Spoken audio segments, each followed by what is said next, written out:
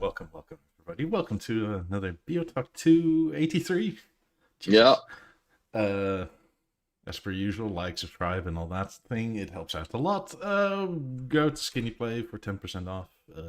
Oh, I need to add John in here. You're going to be massive. Boom. And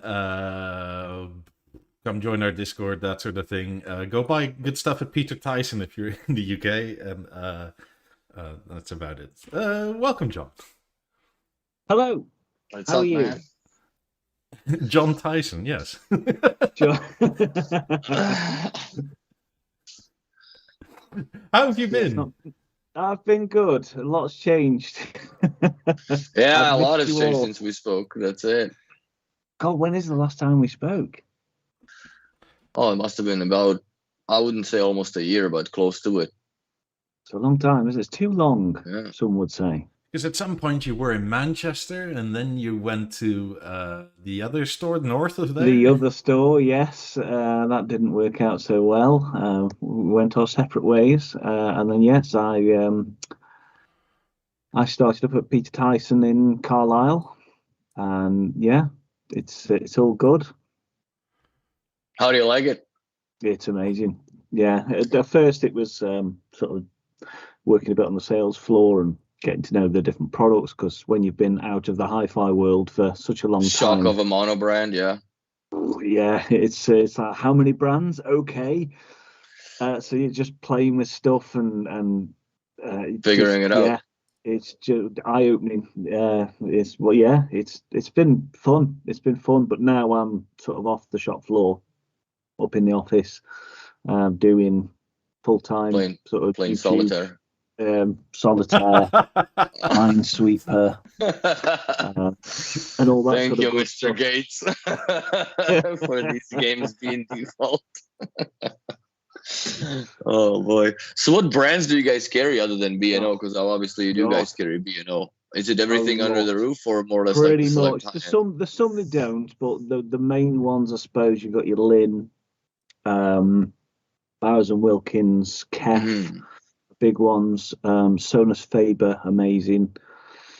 What else? Fine Audio, Mission, Macintosh. Any Nave. avant-garde? No. That's a crazy speaker set on its own, or company altogether. But yeah, there's a lot of cool stuff. If you look at the brand list on there, it's just insane. And then you've got all the TVs and audio and projectors and all that sort of stuff. But yeah, the fun bit's the hi-fi.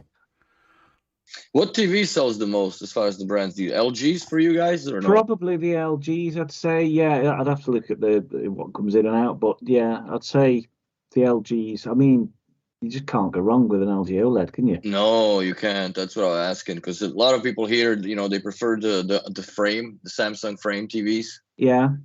But I'm really not a fan of that, even the technology altogether, just that one optical cable that you look at wrong and it's done, right? Yeah, it's especially okay. running in the walls. It's all but right. The picture quality is nowhere near. It isn't, no, but it's not for, I suppose it's more of a casual sticking in the bedroom. It looks kind of cool. I get the point of it. For a second room, it's all right. And Samsungs are good at LCD. I think they're better than LG at LCD TVs. The super bright, colourful, vibrant, popping pictures. They're good at that, but the OLEDs, LG have that sewed up. Panasonic are better for sound, must say. We've got some quite nice TVs on the Panasonic side, but yeah, I'm still LG all the way. I sometimes forget how shit the regular TVs are when like a stage or theater doesn't work. And then it switches over and it's like, so yeah. So are you mostly on the audio side of things, or are you like full on hands-on for everything, essentially? A bit of everything, but I suppose when I was working more on the sales side, it was mostly audio. I was in the hi-fi department due to my background. So yeah, I'm mainly hi-fi and audio, and that's what the YouTube will mainly be, I think, at least for a while. It'll be mainly audio, AV, some TV. There'll still be B&O, obviously, because we're still a B&O dealer. And then later on, perhaps move on to smaller stuff, because I do other stuff for social media and for Instagram and all that stuff. So anything digital media creation basically is what I'll be doing. And I'm working with the marketing manager, new guy called Dan, who's a lovely, lovely chap. So between us, we're getting everything to have one identity, if you like. So all the social media, the YouTube, everything will all tie together, and it should be good. Max has a question. With all the non-B&O stuff you listen to, do you find more audio value in non-B&O brands? For purely audio, I'd have to say yes. I'm honest, completely honest. Yeah, you can. If you just talk about sound, it's quite easy to match or overtake the B&O sound like for like. But that doesn't make up for that. B&O customer is quite different. Yeah, I don't take that away from the build and the materials and all that sort of thing. There's something special about a B&O product, and somebody who's looking at a B&O product wouldn't necessarily look at a box hi-fi system or preamps and power amps. And you could stick together a Lin or a Name system or Sonos Faber or whatever it might be that will absolutely batter BLAB 28s for a lot less money. But it's not pretty. It's just not. It's kind of square. Different customers. Yeah, it's just different customers. It's like, a Ferrari customer wouldn't necessarily look at an SUV. It's just different things. Just made one. Have they really? Yes. What's one of these impossible, the Ferrari Sangue or something like that? Yeah, but that's not an SUV that you're gonna take out to the backwoods camping. That's kind of SUV that. If you have the heart, it's a grocery getter that is oversized. That's all it is. I mean, it does have a V12 in there. Of course it would. Like, it puts that Audi Q8 RS to shame, literally. And they claim it's not an SUV, Craig says. Yeah, it's a crazy it car. is. But yeah, anyways. I guess the connectivity is a little more convoluted with the other systems because everything is wire based, more or less, isn't it? It is. It depends. Again, it's if you're going full hi-fi, things like name and all that sort of stuff. It is special connections, and you've got pre and power supplies and all that sort of stuff. You can go down that convoluted route where, I think the big advantage that it is the sound quality is amazing. It's not pretty, but the people who sort of buy that stuff don't care.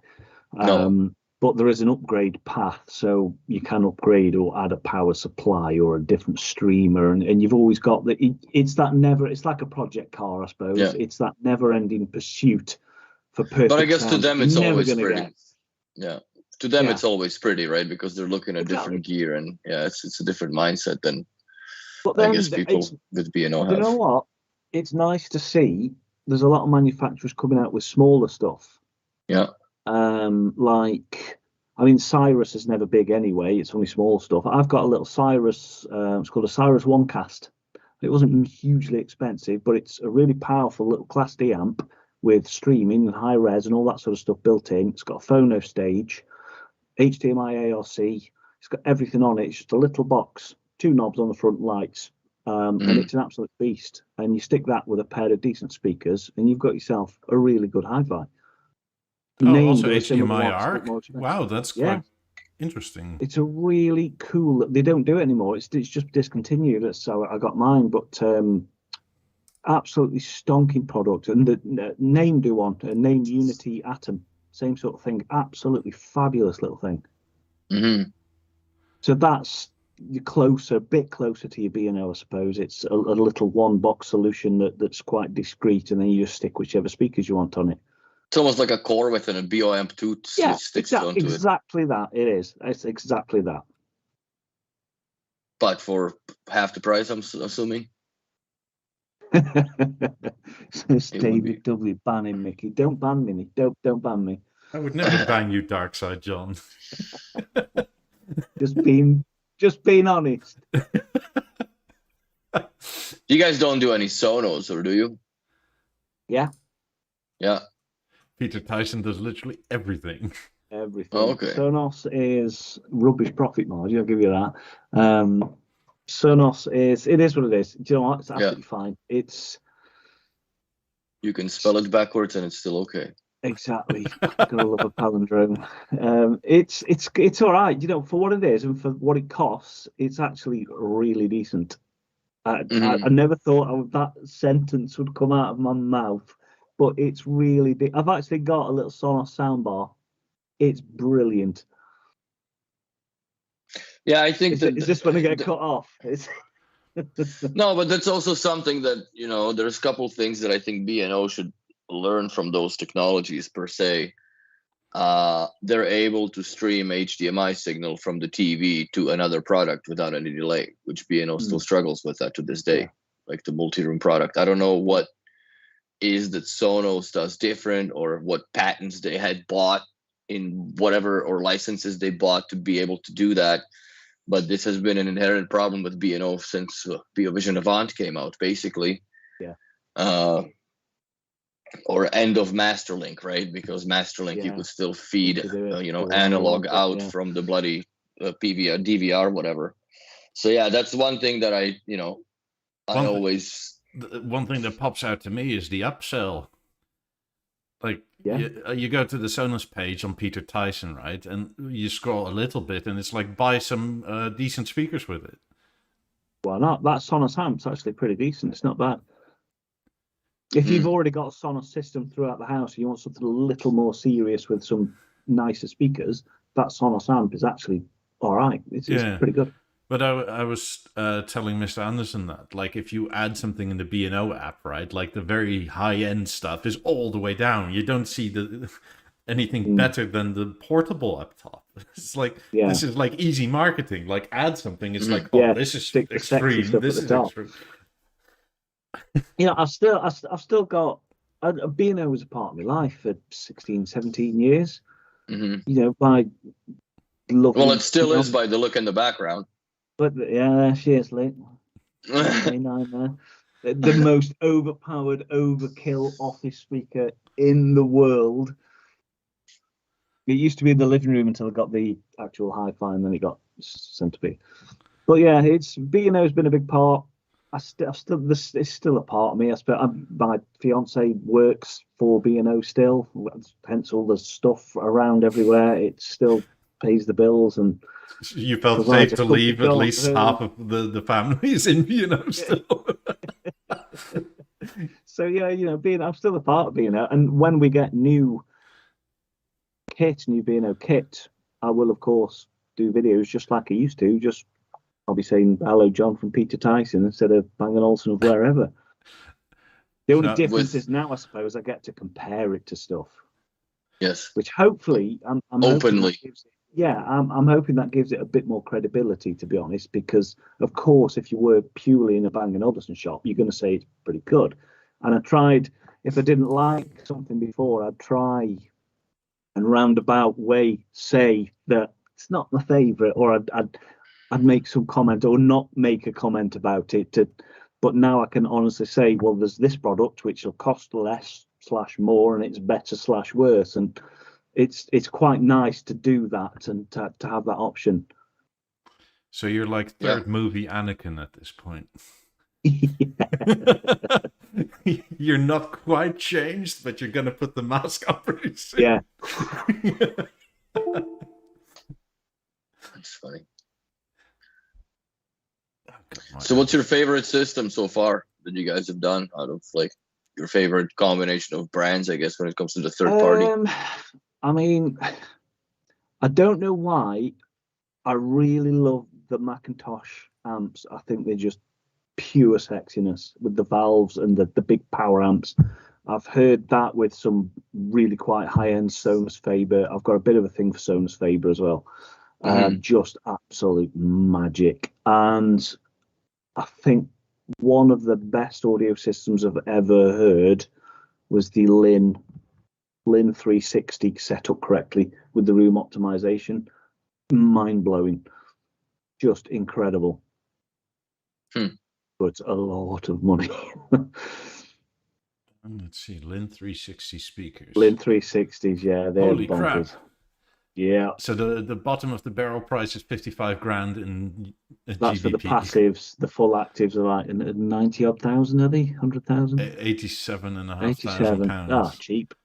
Wow. So you're in the BeoLab 90 territory, basically. Oh yes. You can have the passive. Well, it's a semi-passive version, which it means that the sort of mid and tweeter and all that sort of stuff isn't powered. You get to choose your own amp, but Lin still don't trust you to drive those bass drivers, so it's got active bass. Okay. Why is that?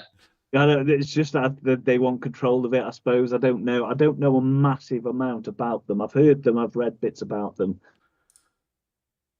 Are they available in store, or is this more of a special order? Wait, did he freeze? I think we lost John for a bit. It's that English internet. See? At least he didn't freeze out with a really weird look on his face. That's a freeze all weird. Yeah, they look nice, but they still look like a conventional speaker to me. You know what I mean? They look better than the Bowers and Wilkins, which, with that little microphone on the top, which is the tweeter. It looks like those things are ready to, for karaoke.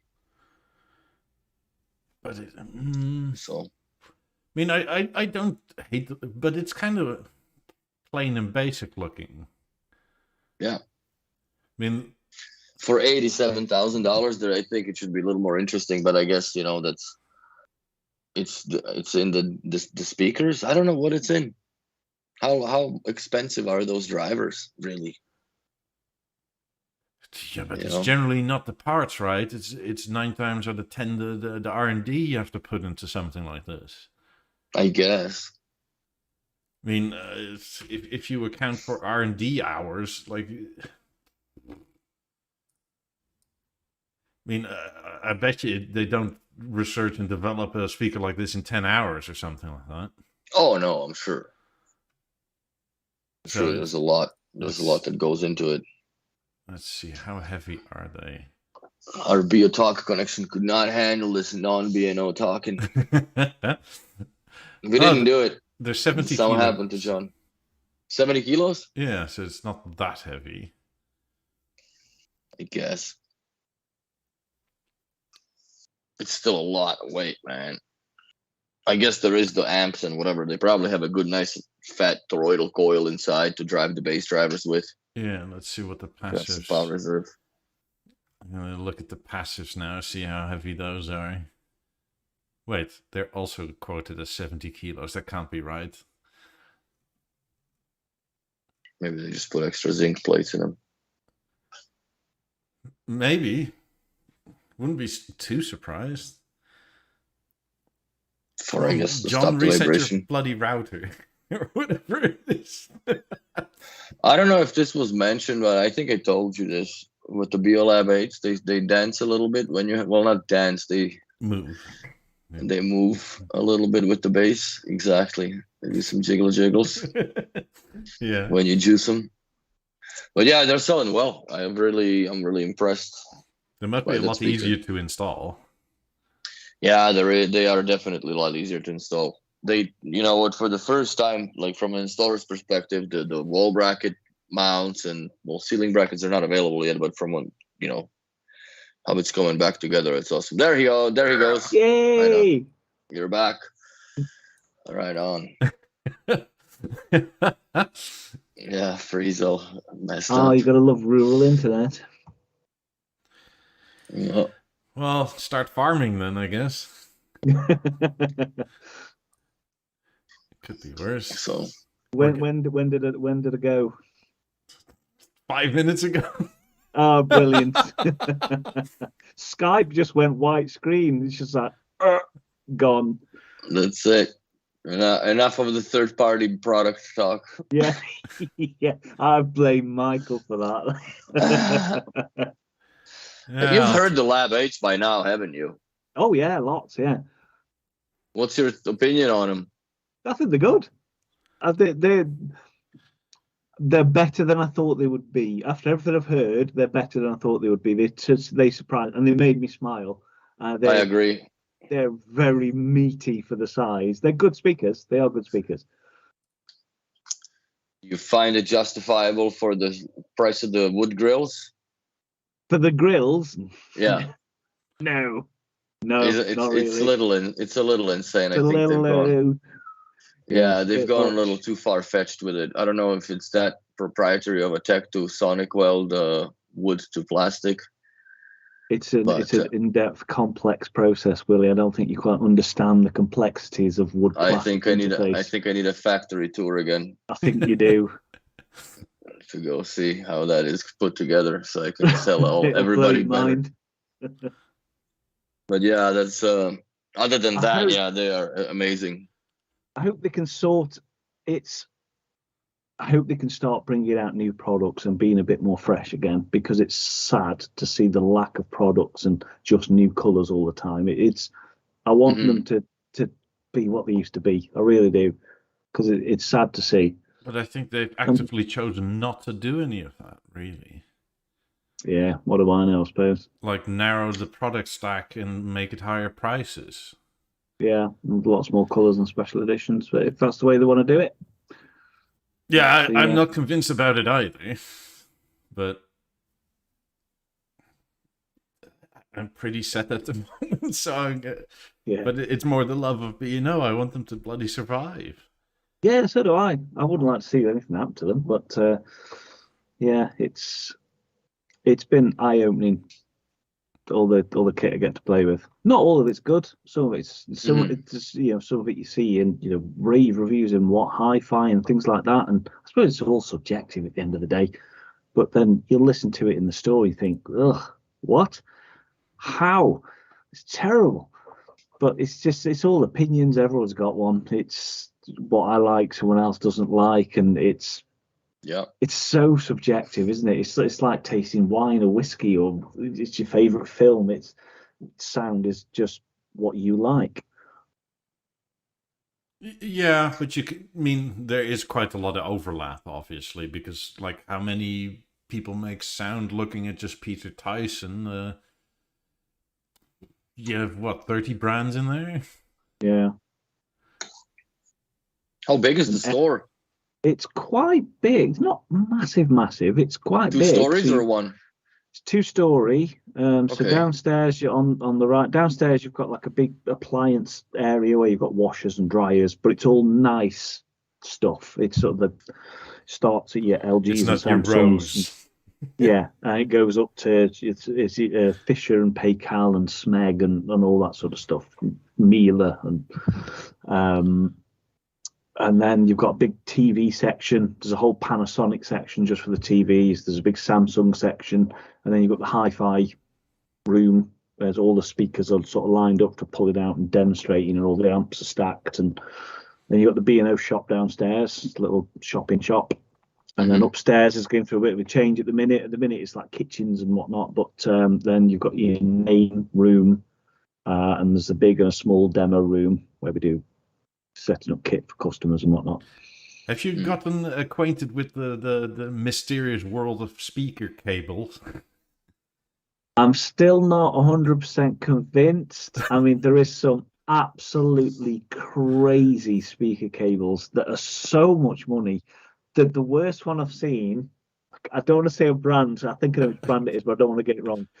And I don't know why, and maybe I need to look at it, but it had a little, like, I want to say a dongle. Yeah.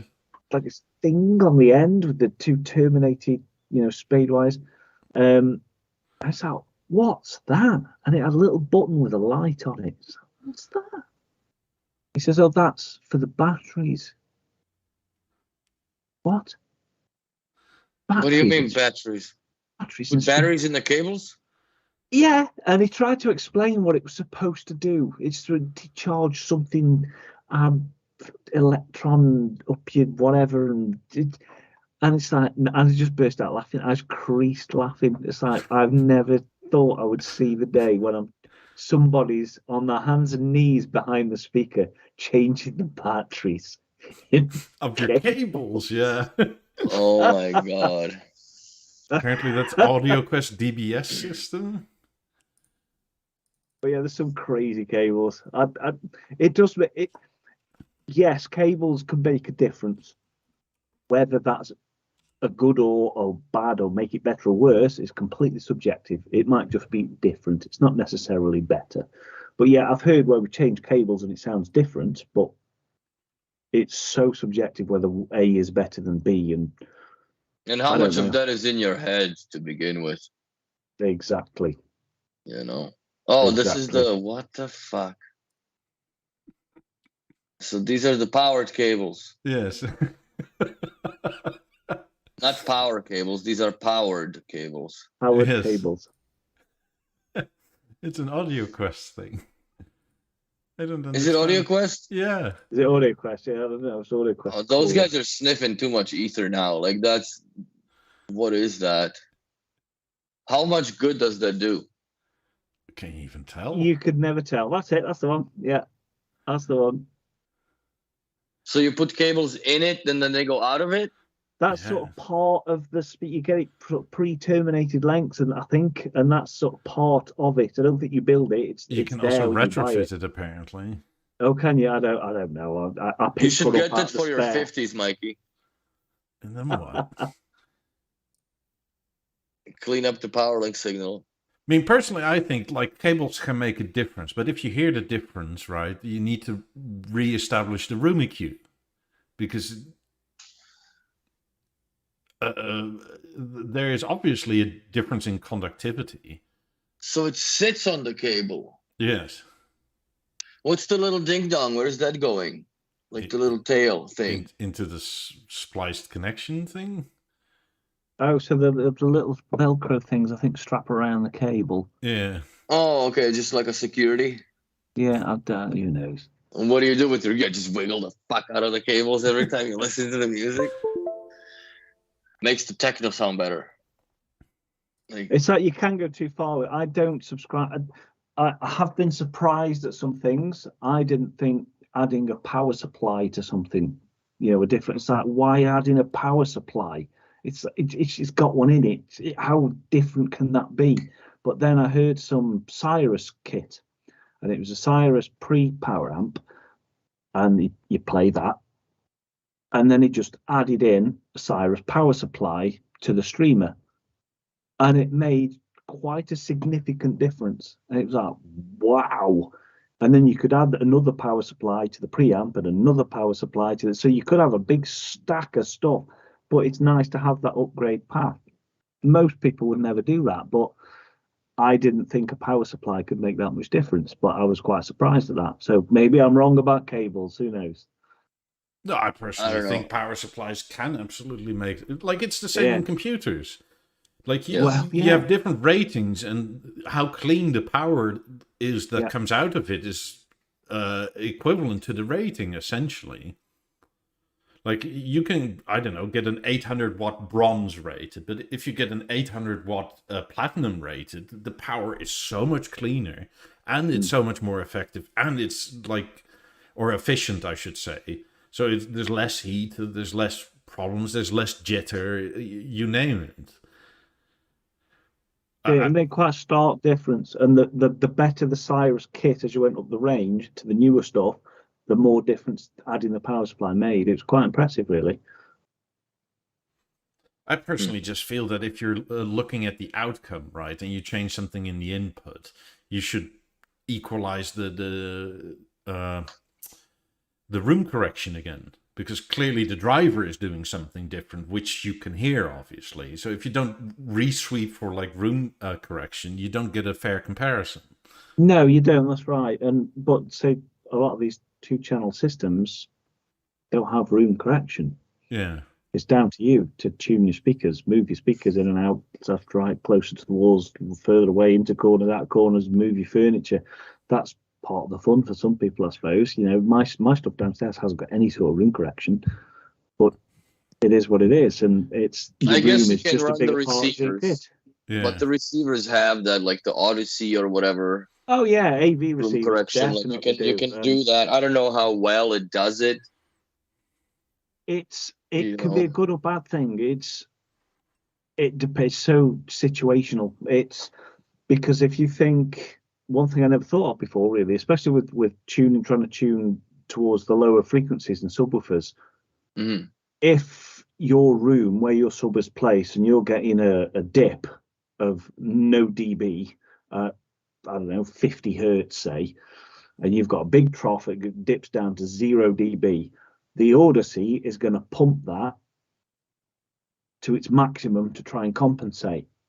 And 0 dB times a million is still 0 dB. So it's really working the sub hard for no gain. So it can in some circumstances, I think, be sort of damaging almost. It can make it worse. But generally, I've used Odyssey in the past, and generally it works quite well. But then the Lin one is completely different. That doesn't use microphones at all.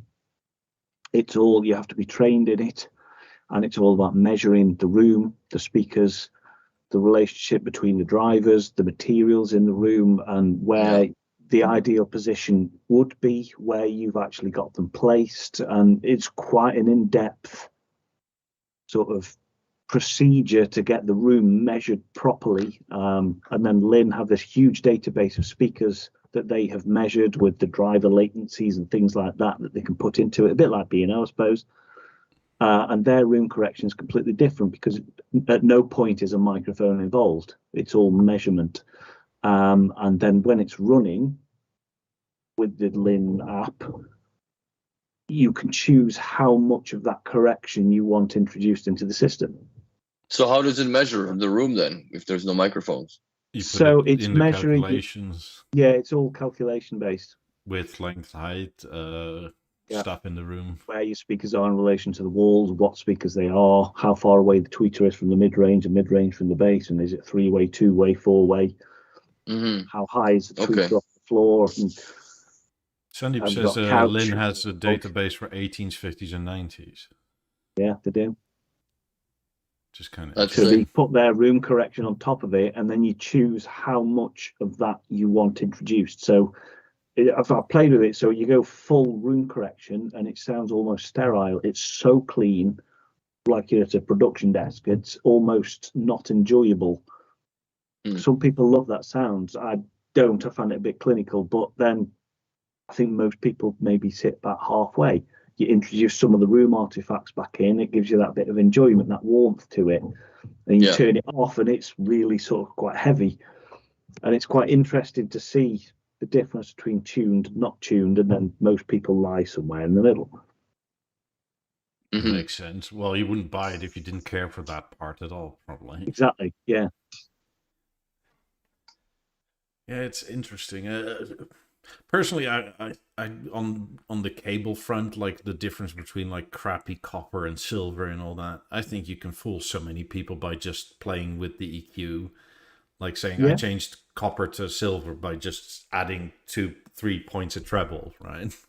And most people will believe you. And like, again, it's subjective. I don't fully buy into it. I've got quite nice cable, but it's not hundreds of pounds a meter like some of them are. I don't know. I suppose it depends on the level of your system as well. If you're spending 100 or 200,000 pounds on amplification stuff, that's where why like not? I start like sort of cringing, because it always is like my system. Like that's the immediate point where you get when you're outside of B&O. It's like, my system. It's just like my sister. And you can't convince anybody, because if you've spent that much time and money and invested so much passion into your hi-fi, you have listened to hundreds and hundreds of hours on that hi-fi. Anything else you listen to is it's not mine. Mine's better than that. And yeah, people go down that rabbit hole. It's just human nature, isn't it? It's quite fun. I really still enjoy. I like cheap hi-fi. I think unboxing a cheap. The last one of the videos I did with floor standers in, and the £499 Wharfdale Tower speakers, and I expected them to sound like utter garbage, and I was like, well, they're quite good actually. Wow. And it was a genuine surprise that these are all right. These, I mean, you take into account how much they cost and what they are, but for 500 quid, if you want some decent sound, genuinely good speakers. Yeah, well, it's also a bigger market that's like just able to buy that, right? Yeah, exactly. You don't have to spend. It's just nice that you don't have to spend thousands to enjoy music properly. I mean, in most countries, for 500 quid, you don't even get 8,000. Exactly. I mean, which is a testament to the design of B&O as well. But then, like, if you're not used to B&O, you get into like, what the hell are these cables? Yeah. It's a completely different story. I remember the first time I went to an installation when I just started with B&O, and it was 8,000, running these little power links. What's this? The speaker cables this thin? What? I was like, oh, just plug it into the PL socket. Which one? So any. But how do you know which one's left and right? So it's on the switch. There's a switch. It was just so bizarre. It's anti-hi-fi stuff. Yeah, they are in many ways so far ahead of their time. They were, yeah. I mean, it's still that you have both left and right on the same speaker channel, and you can just, I don't know, let's say you move your TV there, you just go flip, flip, and it's different now, and it's fine. Yeah. It's the flexibility is crazy, that's where I don't think many other brands really do the same thing. Yeah, Lin's kind of similar in a way. So if you have like one of the streamers that is it the Climax DSM, the top one, and then those Lin actives, it's like a bit like B&O, I suppose. It's all cat cables. There's no speaker cable involved.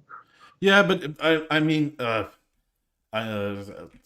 expanded and like have 2 sets of 50s now, right? And it's set up essentially that way, and my kitchen is over there. If I wanted to have left and right front be there, those 50s, it's just literally a different speaker group with a remote and go. Yeah, some ways they are very clever still.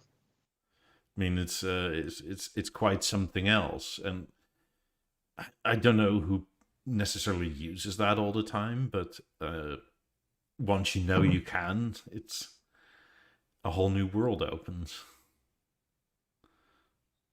Yeah, I don't. Well, I do use it though, but I use it differently, I guess. I don't really reverse because there's not really enough room to reverse the stuff for speaker rolls. But it's a very, very, very advantageous feature to have. Well, it depends on the size of your house and how it's set up as well. That's right.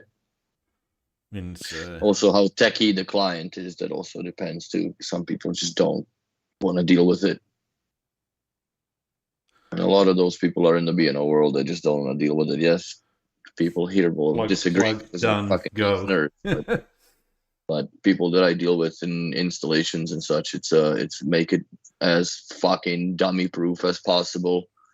You know, set up the my buttons, set up the volumes and sources and everything else, the speaker presets, and walk away. I mean, in the Netherlands anyway, there's like some people I've tried with, and you have to have a very good understanding of the B&O's behavior and have to be around it for a while to understand, like that. Let's say one remote can control all of your products in the house. You just have to go to the list and switch between the zones, right, or the products themselves. But a lot of people forget that, right? Yeah, I think a lot of customers, like even in the Netherlands with like 50s and 90s, they are so plug and play even at that level that it's like, what's the need for a mic? I'll call the dealer to come and tune them for me. That sort of idea, right? Mm-hmm. Well, 90s you're not moving. 50s you can, but they're tough to move about as well on your own.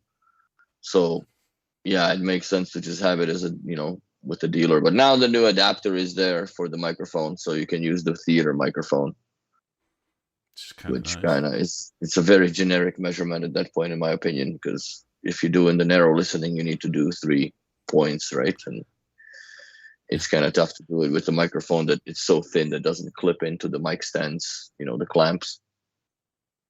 So I don't have that issue because I have, the original welcome package from the 90s. And we also have one in the shop, so we still have the original mics. John, how is B&O selling compared to other brands at like Peter Tyson, or is it more like? I don't see a lot of sales information. I'm not as involved as I used to be with that sort of stuff.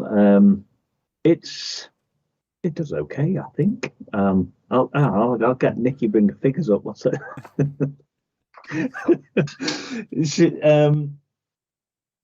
We're not the biggest. They're not the biggest B&O dealer in the country by any means, but they do okay with it. I think it's obviously doing enough to make it worthwhile them keeping it there. Is there a brand that goes quicker than something else, like Kef or Wharfdale or?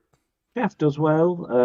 It's with online as well though. There's shifting hundreds of boxes every day. It's Kef does well. We do well with Lynn. Well, I think we're one of the biggest Lynn dealers in Europe, I think. Mm-hmm. They do very well with that. But we've got the Newcastle and the Carlisle store are very different. So Carlisle's where we've got the appliances and all the sort of lower end hi-fi dipping into the high end, but Newcastle is almost entirely really high end hi-fi. They've got the crazy big speakers and the big Macintosh and the really cool reference systems, and where the hi-fi is £100,000. So we're 2 different stores really, and they also sell B&O. They've got B&O in there as well, which is the right place for it to be with that sort of hi-fi. My battery died. I'll be back. So they also have Ethernet cables, by the way, with that powered brick on it. Oh, excellent. I'll send you some. From £1,200. How many do you need? I'll get a staff discount. Holy hell. Audio quiz, E-Diamond Ethernet cable. Wow. I need at least 5 meters, so that's £4,600 from one 50 to the other, and then it's not even connected to the theater. Get it done. Wow, that's too much. I think personally, that's a little far-fetched. But, with a little dongle, and you got to change your batteries and your fucking network cable, bro. Yeah, well, if you've got £500,000 system and you've got that much money, why not? Fill your boots. But why is it only on one side? Shouldn't it be on both sides? The ding dong? Apparently not. No, you only need one ding dong on an Ethernet, Willie. Come on, that's obvious. Okay. From my theater, you don't want a double ding dong. You don't want 2 ding dongs in one party, bro. No, you don't. I need at least one of these cables, the 12-meter ones from the theater to the Master 50 in the back. Speaking of theater, I think it's been long enough that we haven't talked since the theater even came out. So, what are your thoughts on the theater comparatively to, like, obviously? I think that is the last time we spoke when the theater had just come out. Oh, was it? Yours, I think. Yeah. Okay. Theater. It's an unusual product. Is theater. It's very, very B&O. It's a bit of a beast. It is a beast. Mm-hmm. It's as soundbars go, it's probably the best one there is. It's an impressive bit of kit, and that all its options and building it looks. I still think it looks nice as a whole configuration, like you've got yours when it's one complete Beer Vision sort of thing. On a stand. You sound diplomatic TV. Somehow.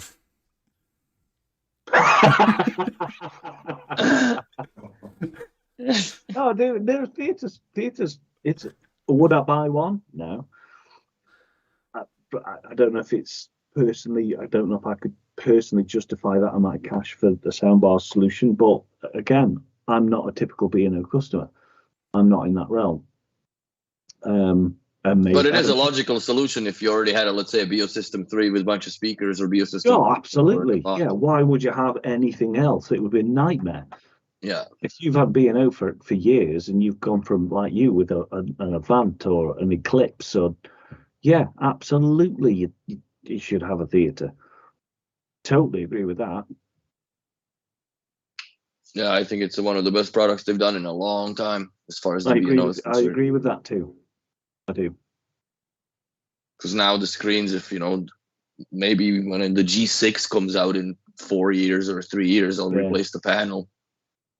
Yeah, that's nice that you can just keep doing that. I mean, you can just keep doing that as long as the LG is being supported. Yes, exactly. But I'm less convinced that the price keeps going up on it.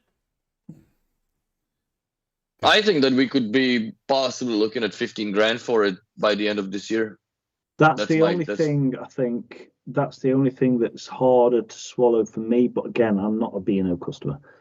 Is that the product stays the same and just gets older and more, but the price just keeps going.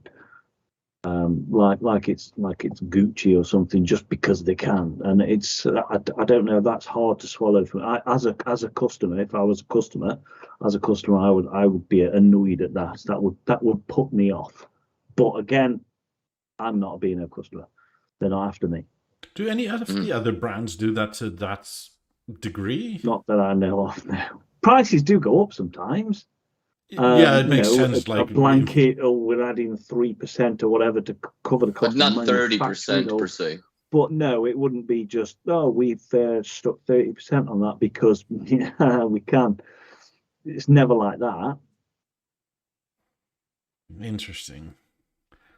I personally wonder how long they can get away with that before it. Well, I guess they don't want the same target market or audience anymore anyway, so I think it's the upper echelons and the Ferrari driving 3 houses and staying in Monaco and 2 flats in London sort of thing. Yeah, but not everybody in that demographic is an audiophile / B&O fan type of thing, or justifies their, why would I spend, let's say, $200,000 on a set of Beolab 90s where I can just get myself another, collectible car.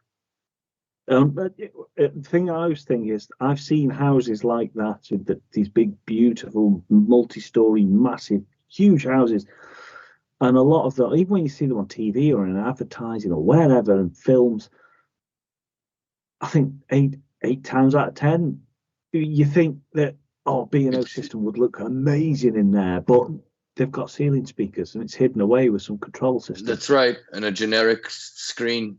Yeah, there's a generic screen, perhaps a Sonos soundbar, and then you've got some ceiling speakers slung in the ceiling because the interior designer didn't want to see speakers. That's exactly the customer B&O trying to go after. It's like, really? Just... Yeah, the designer game is a dangerous one to play with because they have that godly power over, your client is from the audio perspective, right? That they just know this wouldn't work. And, like I've done a theater on the wall, beautiful setup with a set of 18s on the sides, and they're putting fucking panels over top of it. So it's mostly going to be closed off because the designer's like, no, this is going to look better. I'm like, I don't understand how a sculptural product like this would not look good, on its own, but you cover all of it. Like if it was some sort of a square bar, maybe even a stage, right? Because stage is very bland and generic as far as the look is concerned. It's very incognito. So yeah, you can cover that. But the theater, man, like... okay, I guess that's what we're having now, but it's very much the designers that are in an unbelievable power. Yeah, they do. And it's like, I can't have that because the designer said that's like, hang on, you're paying them, it's your house, you're living there, not them. I don't know, it's a different world. It is a different world. I've been part of that world, I've been dipped into it with some customers. I have a feeling, it's strange. Though it's a perspective issue, right? Like to us, it seems like they're frivolous with money, but to them, they get advice from a pro. And they follow that. Yeah, I get it. Yeah, that's exactly that. Yeah, they're getting advice from. I don't know how to design the interior of a house, and if I had that much money, maybe I would say, Brad, you know what you're doing. You know what's cool. Yeah. Sort that. Yeah, but in that same token, also like I've had the challenge, and I come from 8 years of architectural discipline, so I have dealt with these people even in my department when I was working in the architectural firm. And a lot of them, they have no acoustic perspective. They don't know what, it's supposed to sound like or what sounds good, what would be good. And when I worked as a salesman in B&O in Calgary and I brought all these big projects over, I would always have the designers come over and with the client to the store per se, or bring it to the location. I'm like, we need to figure out how to put these sculptures somewhere. And you can 90% of the time win them over. If you bring the right color combo and so on and so forth, or bring swatches and this is how you can make the sound beautiful and look beautiful. But it's a very, very hard ladder to climb.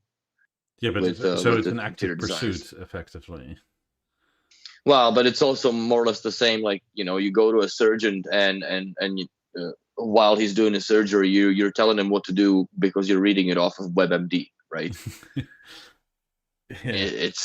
It's you hired that professional for a certain reason. It's the same thing. Like you hire an architect to build your house. You just don't, get that little thick orange book from Home Depot and okay, let's do some framing today, right?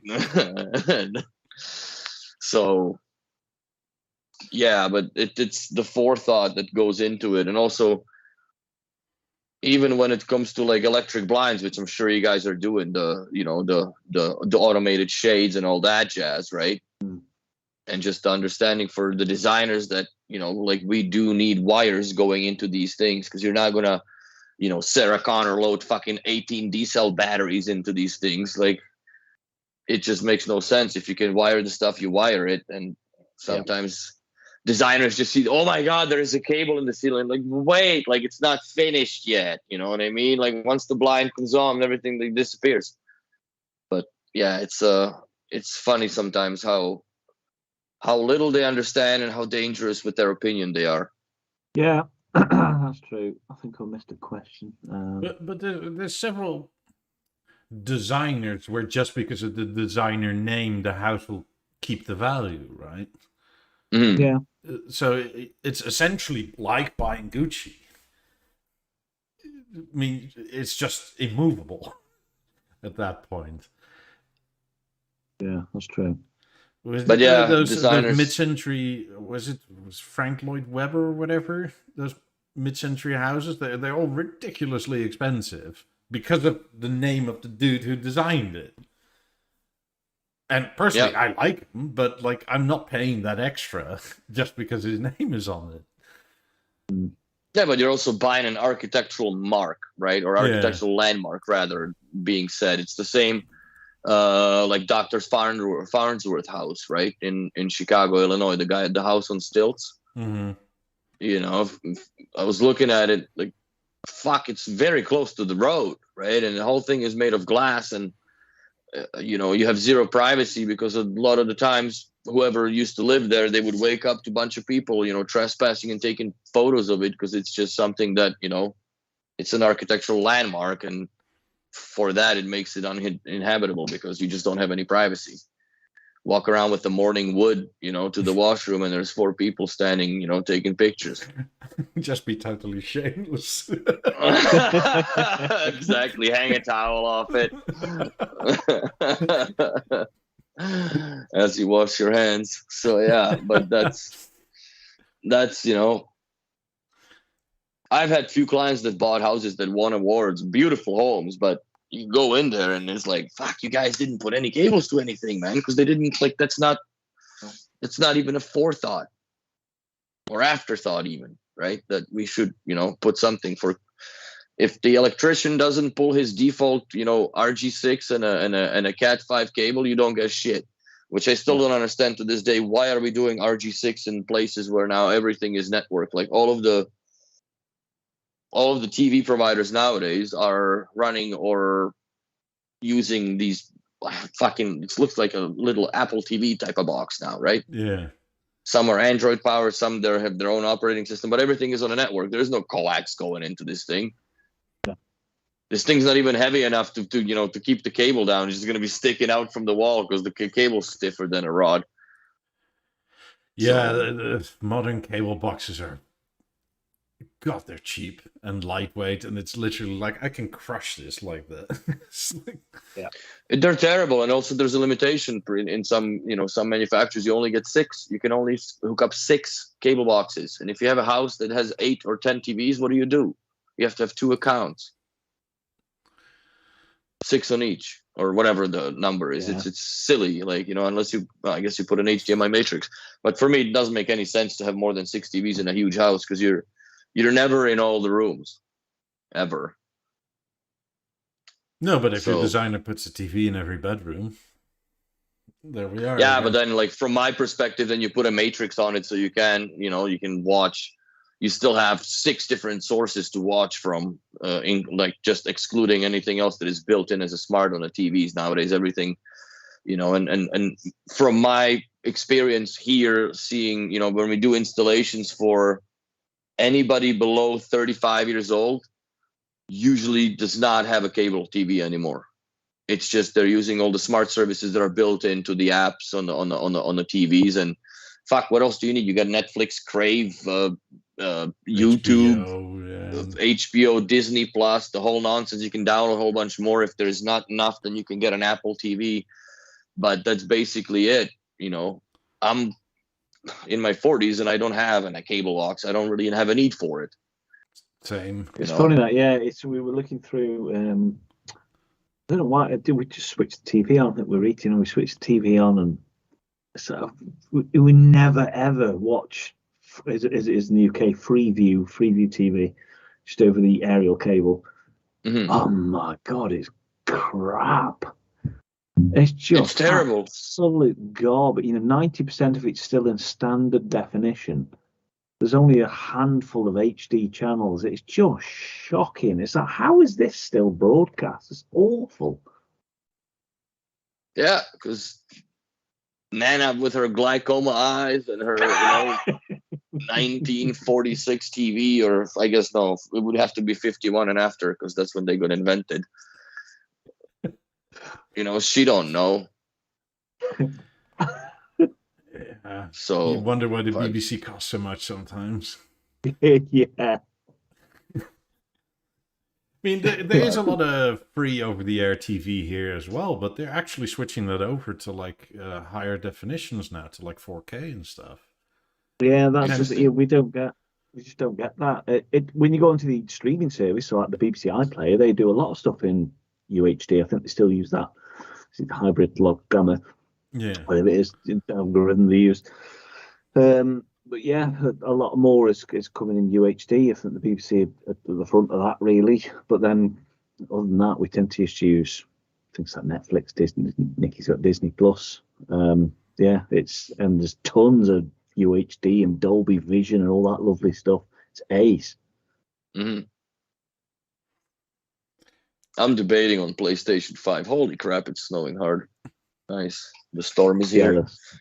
And we have a 2-hour drive tomorrow, so that's going to be good times. What's the temperature over there? It's like -3. Oh, that's not so bad. I was talking to my mom in Calgary yesterday. It was -50 with the wind 2 days ago. What? Yeah, with the wind. It was -42 without the wind. So it's like, that's not really wind. It's like little, and you're fucking dying even harder. You know what I mean? Because it's already ridiculous. We went out earlier on this afternoon. So because we've got a log burner, and we went out. So we better get some wood in. Need some logs in. And it's like, ooh, it's a bit cold. So yeah, it's 1 degree. Ooh, it's cold. I feel bad now. No, but that's extreme. I'm so glad that I'm not in Calgary anymore. I would have been, because there's no other word that fucking comes out of your mouth than fuck. The first thing that when it hits you, like there is no. It's not even boo brisky. No, it's just fuck. Like it is -50. Like it's a lot. Yeah, it was funny that they, not to like be the EV conspiracy theorist and whatnot, but all the Teslas never made it to where they were going. It was on the news that were all on the side of the road. The batteries froze, right? Like, come on. And you're not even the 40% reduction in range when it goes to -42 or whatever it is. Plus, you're moving, so it's even colder, I guess, on the system, right? Because you're going, let's say, 100 kilometers an hour. I don't even know what the cool factor for that is. So it's no joy, especially not in Calgary. Here, it's a little more stomachable, but. See, I mean, the coldest I ever felt was probably Iceland. Iceland in January, that's pretty cold, but still not that cold. That's ridiculous. Dude, it is almost double the cold temperature that you have in the meat freezer in the commercial grocery store. Yes, of course. Because they usually go down to -24. That's about it. You don't need any, you don't need to freeze it freezier. It's already fucking cold as bones. So, but yeah, -42 or 43. Thank you very much. Keep that. It's too much. Way too much. Way too cold. Do you guys at Peter Tyson do a lot of Barrows and Wilkins, or is there a lot of cross shopping for that with B&O? Yeah, lots. We do lots of B&W. They're good though. They're just good. It's sort of a particular sort of sound, really, on a B&W, but they're good. Is that really a bunch of sound coming through? That was weird. There we go. Yeah, my portals just not portals, but the EXs just kind of going garbly, so I disconnected and reconnected the Bluetooth. It's like I hear a bus going by all of a sudden. Yeah, no, that's my outside windows open. There we go. I don't know, the Barrows and Wilkins, those speakers look like something that's from the first James Cameron Aliens movie. At least the first one. I really kind of like them. To be fair, I sort of acquired sort of some the 705s, B&W 705s, and they're glorious.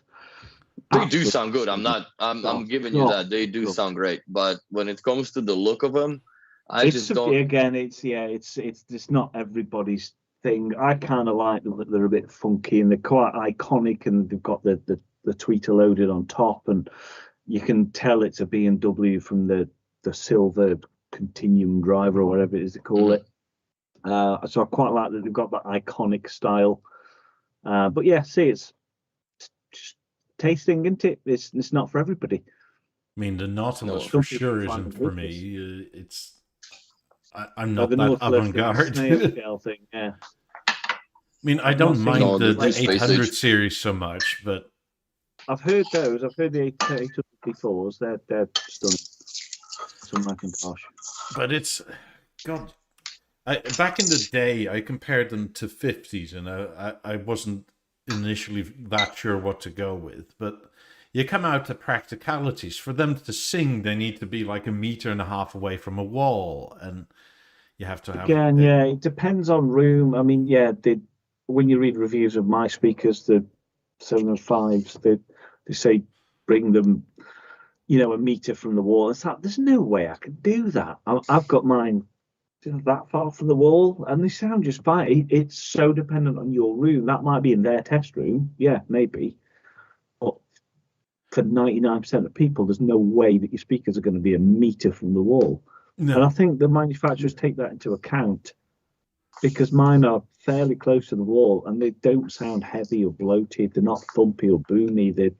They sound lovely, but that's my room and where I sit, and just look, I suppose, that my speakers have to kind of go there, and I've only got that much room to play with, and my sofa is in one spot, and it's just absolute blind luck that it actually sounds really nice in the sweet spot.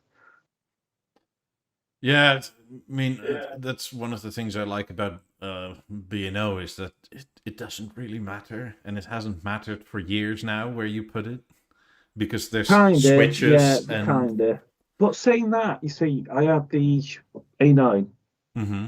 We had the A9 in the living room, and I could never get it to sound right. It sounded quite good, but I've heard it sound so much better. And my room isn't the best sounding. It's an old cottage. It's I don't know, 150 years old. So it's big, so it's new, basically. And, yeah, new construction. Yeah. And it's not the best sounding room. It's quite a small place, and the A9 never sounded nice. I've heard the A9 sound fantastic in a big space. It sounds amazing, but in my room, it just never sounded good. But then since I've swapped it and put 2-channel in, it sounds amazing. Amazing. It's just I couldn't get that A9 in the right place for the size and the bulk of it. There's only sort of a couple of places I could put it, which is near a corner, and the room calibration couldn't really sort that out properly, and it just didn't suit my room. It sounds better in here because it's much softer in here. It actually sounds really nice in here. So for radio, when we're working away, it sounds great. Yeah. Which generation is it? It's the latest one. Mark 5. 5, yeah. You've been away for less than a year. It's already like, what generation are we on? What is this again? Gen 12. This banging Olufsen. Swedish company. Swedish company. Yeah, that's a good point there. Yeah, Andrew Robertson used it outdoor. I've heard. I set up for a friend's wedding. I set up 2 A9s in a field. They sounded amazing. It's the best I've ever heard them. At 2. Really? Yeah, they sounded unreal. Just pumping in a field. They sounded ace. Yeah, they can fully let go at that point. Yeah, probably. they just like room correction for what? The world? Yeah, for what? Just everything up, go. That's awesome. Also, I think it was somebody asked, have you heard something yet that competes with or surpasses 90s? 90s. Probably not in the compact size of the 90s, I guess. As a package, there is no way, but I'm sure there are systems that could. There are, yeah, the Lin 360s. But to be fair, how what are the 90s now? 7 years old? 10? 9? It's kind of, in tech terms, that's almost ancient. It's older tech now, and things have moved on. So, I don't want to take anything away from them. 90s are amazing, but they were amazing at, what was it, 60 grand or whatever it was when they came out. Yeah. Are they still that amazing for 100 grand? I don't know. They're cool. They're really cool. But those Lins set up properly, I think was possibly the best hi-fi I've ever heard. The big Sonos Fabers on the big Macintosh, again, utter magic, but it's a different kind of system. Mm-hmm. It's a completely different kind of system. I don't want to take anything away from the 90s are still spectacular speakers, but if you were spending £100,000 and your main goal was audio and how it sounds, you could do better. Even in the with bass? The right set. Because there's not that many speakers that have a 12-inch driver in them. There isn't, and maybe not with just the sheer low-end impact that 90s can do. I don't know. It's a different sort of sound. I suppose the Lins were just super accurate, and the bass, they're completely effortless. It wasn't maybe quite as fun as BeoLab 90. But also, I think the 90s are like they're the greatest hits of all the great audiophile speakers, right? Because they've taken, I think, 8 or 9 different hi-fi or audiophile brands of speakers, and they basically, we like the sound from the bass of this and mid-range from this and tweeters from this and so on, or high frequencies and blah blah. And well, that speaker is nothing else but a really powerful amplified computer. For fun, there's not much like 90s. For accuracy and hi-fi, that faithful reproduction of the speakers have just disappeared. The Lins did it for me. But yeah, it's different sounds. It's just different. And it comes down to taste again. And what you're used to, what you've had before. And they're all amazing systems, but it's so subjective. Yes. Where the 90s are working hard, you've got all that processing power and the side facing. And think of the absolute headache nightmare of getting all that in sync. Yeah, they're amazing. That is amazing. What a technical feat to get 18 drivers working in sync with another 18 drivers over there. But then sometimes simpler is better. When you hear a simple 3 or 4-way, even a 2-way sometimes, loudspeaker with a simple crossover and 2 connections rather than bi-wired, it can sound utterly magical. Again, it's taste, it's room, it's situation, it's what kind of system you want, it's what's important to you. There's no right or wrong really. It's no. But then again, I think the 90s tech. Did you just mute yourself?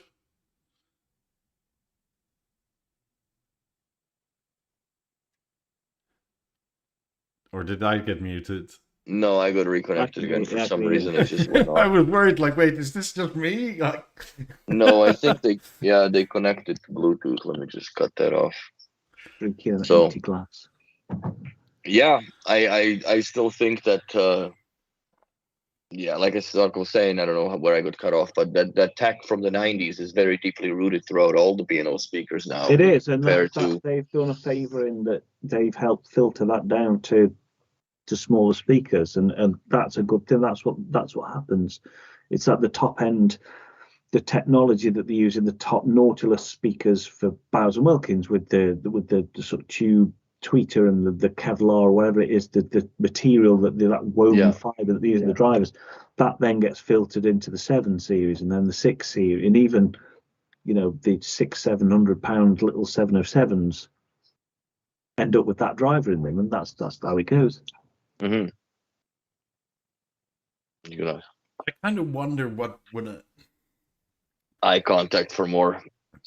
Happened with 90s if they decided to be more like those Lins, right? They're effectively set up for one chair, no friends. And the 90s can do that, but it's not the only thing they can do. Like, they can go wide and omni, which is crazy in many ways too. Well, yeah. There's no other speaker that does that, really. Like, yeah. I don't know if they do that. I don't know lots and lots about them. I know bits. Well, I don't know if you can set different seating. I'm not sure. Probably not as easily as the B&O does.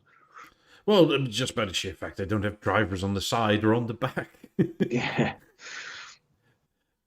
I mean, I would almost think those Lins are much closer to 50s in terms of sort of the mission statement than 90s, where 90s are kind of crazy. I don't know. Yeah, it's. I mean, they're. Yeah, when you look at them, and it is just that small number of drivers on the front, but then the base drivers, the amount that the base drivers move, the throw distance on them base drivers is ridiculous. And the way that they shift air so effortlessly, they're much cleaner than 90s, but not maybe quite as fun. So again, it depends on what type of sound you're looking for, really. So if somebody were to give you the option of, like, would you like to set the 90s for free, or would you like this Lin 360? You'd go for the Lins? And neither in this house, Christ. Quite happy with what I've got. It's a tough question. I don't know. It's a good question. Possibly the Lins. Be easier to move everything. Yeah, I mean, the Lins are bloody heavy. Are they? How heavy they are? I know you'd have to look. I don't know, but they're heavy. The spec sheet said 70 kilos. Yeah, it's not. Oh, so they're still 57 away from 150, 190. That's a lot. But I'd still probably go Sonos Faber, to be honest. There's something about them. They're just beautiful. To each their own. Yeah, exactly. That's exactly where it's at. To each their own. I don't know. I'm looking forward to pulling my 90s out of the storage at some point. Yeah, I bet you're missing them. Yeah, oh, I wouldn't fuck. say no. Do I ever? I had a really good appreciation this week for living on the top floor of my apartment building. I got home on Thursday, and one of the students / tenants, and I'm very certain he doesn't study physics or chemistry, he had a candle burn away, like I guess the wax burnt and whatever. So either him or his girlfriend poured hot, water on it, which the candle fucking exploded and triggered the sprinkler off, and he flooded 3 floors and the entire fire exit 10 floors down. Nice. So when I was, I managed the building after hours, so I got home and I'm parking into the parkade, and I look, and the standpipes for the sprinklers, they're just drenching wet, like water's dripping. I'm like, these usually don't leak. What the fuck happened? And I get up, there's fire trucks everywhere. I'm like, oh no. Because I've been through a fire alarm before, but it was just a breaker got tripped on a compressor that keeps the pressure in the sprinkler system, so that triggered the alarm. I figured it was going to be the same thing, oh yeah, the compressor tripped. No, genius bar on a 10th floor had decided to put the candle out with water. And it was fuck. I got home at 6 o'clock in the morning. I went to bed at 1 after dealing with all this. I had to get the crews came in to vacuum up the water. Man, it was like I could not believe how much water came out of that little ding dong in 10 minutes or 15 minutes that it was running. Wow. Oh yeah, it was a lot of laughs. So that was an interesting week. It's a few hundred gallons if it's at 5 bar. Fuck. But if it's bigger, if it's a higher PSI than that, it's way more water. I don't know what the system runs from, but I know that the static pressure in there is 100 psi to hold it in the building. So whatever vengeance that shoots the water out from, I have no idea, but it was a lot of engines coming out, man. Holy fuck. Everything was wet. Everything was wet. And the reason why I say I'm sure he doesn't study physics, because the breaker box, which is, on the wall, it was fucking drenched. So was the washing machine, and the washing machine, like, the board's soaked, so now it's flashing all kinds of errors, and like, this is gonna set on fire. So I had my flashlight with the rubber tip, and he's like, "Which breaker is it? This one?" And he touches the board, man. It fucking zapped his dumbass. Like, you fucking could have died. Like, look, you're standing in water in your slippers, and you're touching a wet electrical panel. Like, you are obviously not cut out for this world. So yeah, it was go live in a commune somewhere and do hippie dances. Good luck. Exactly. Like, and stay away from open flame, for God's sakes. And yeah, so that was interesting. This week was interesting for sure.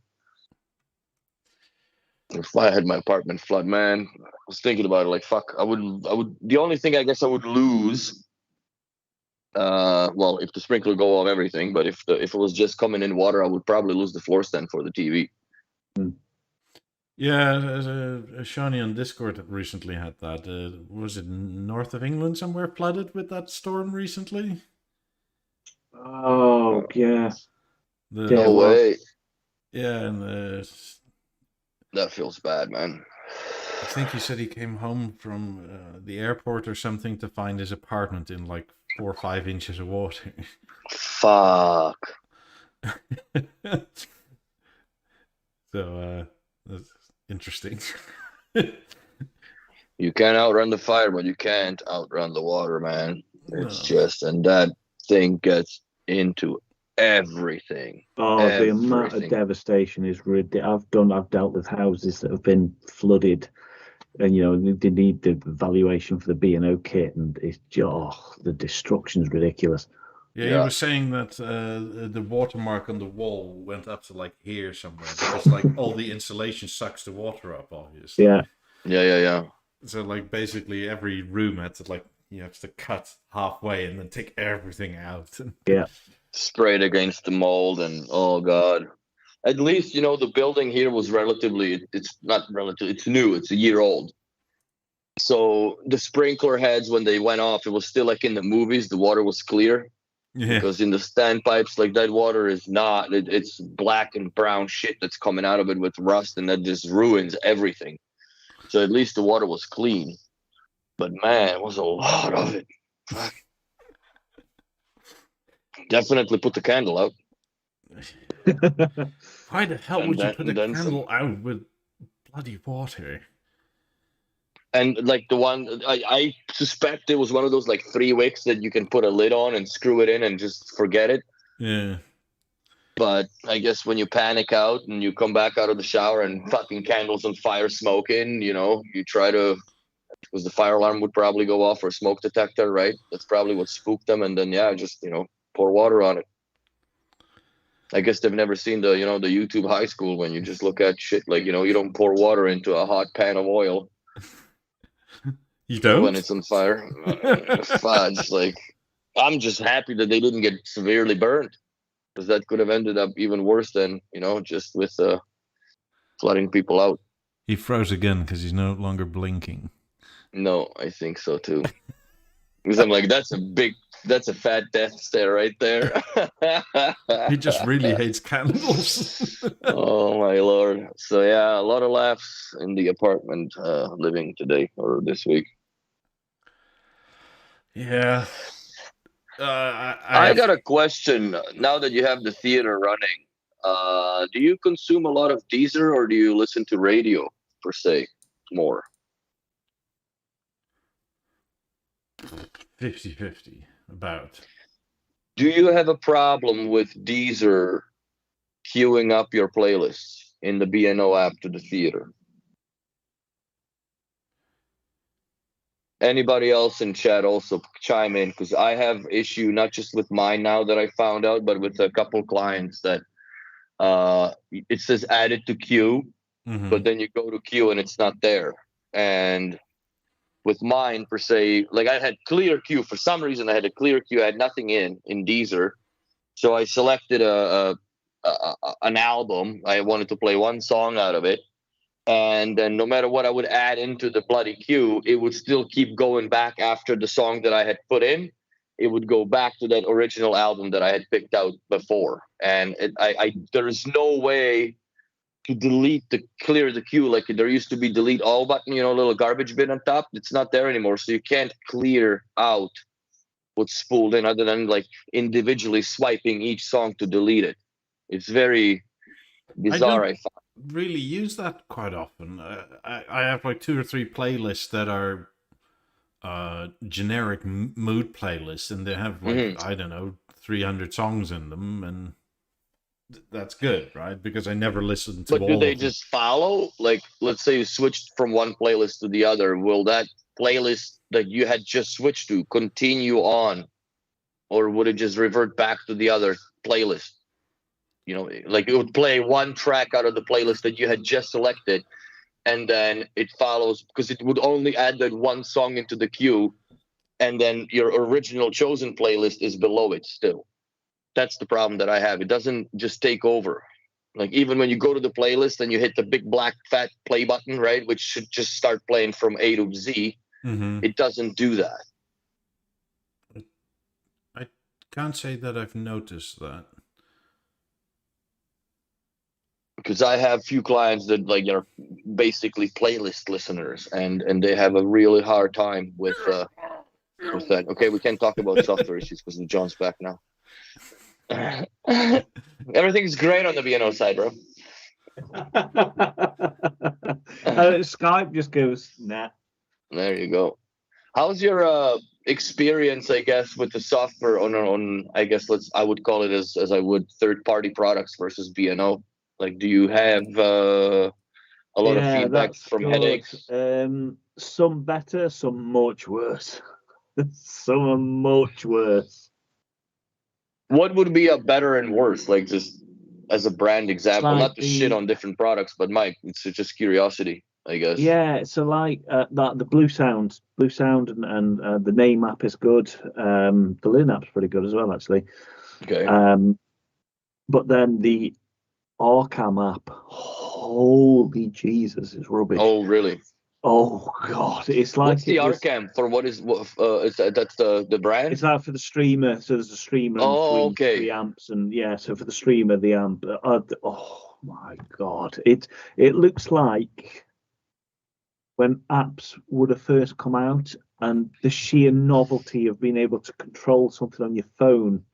So it's almost like an Almando look, look, very basic. Shocking, yeah. I hope they improve it because the Arkham is actually a really nice product, but yeah, there's some are much worse.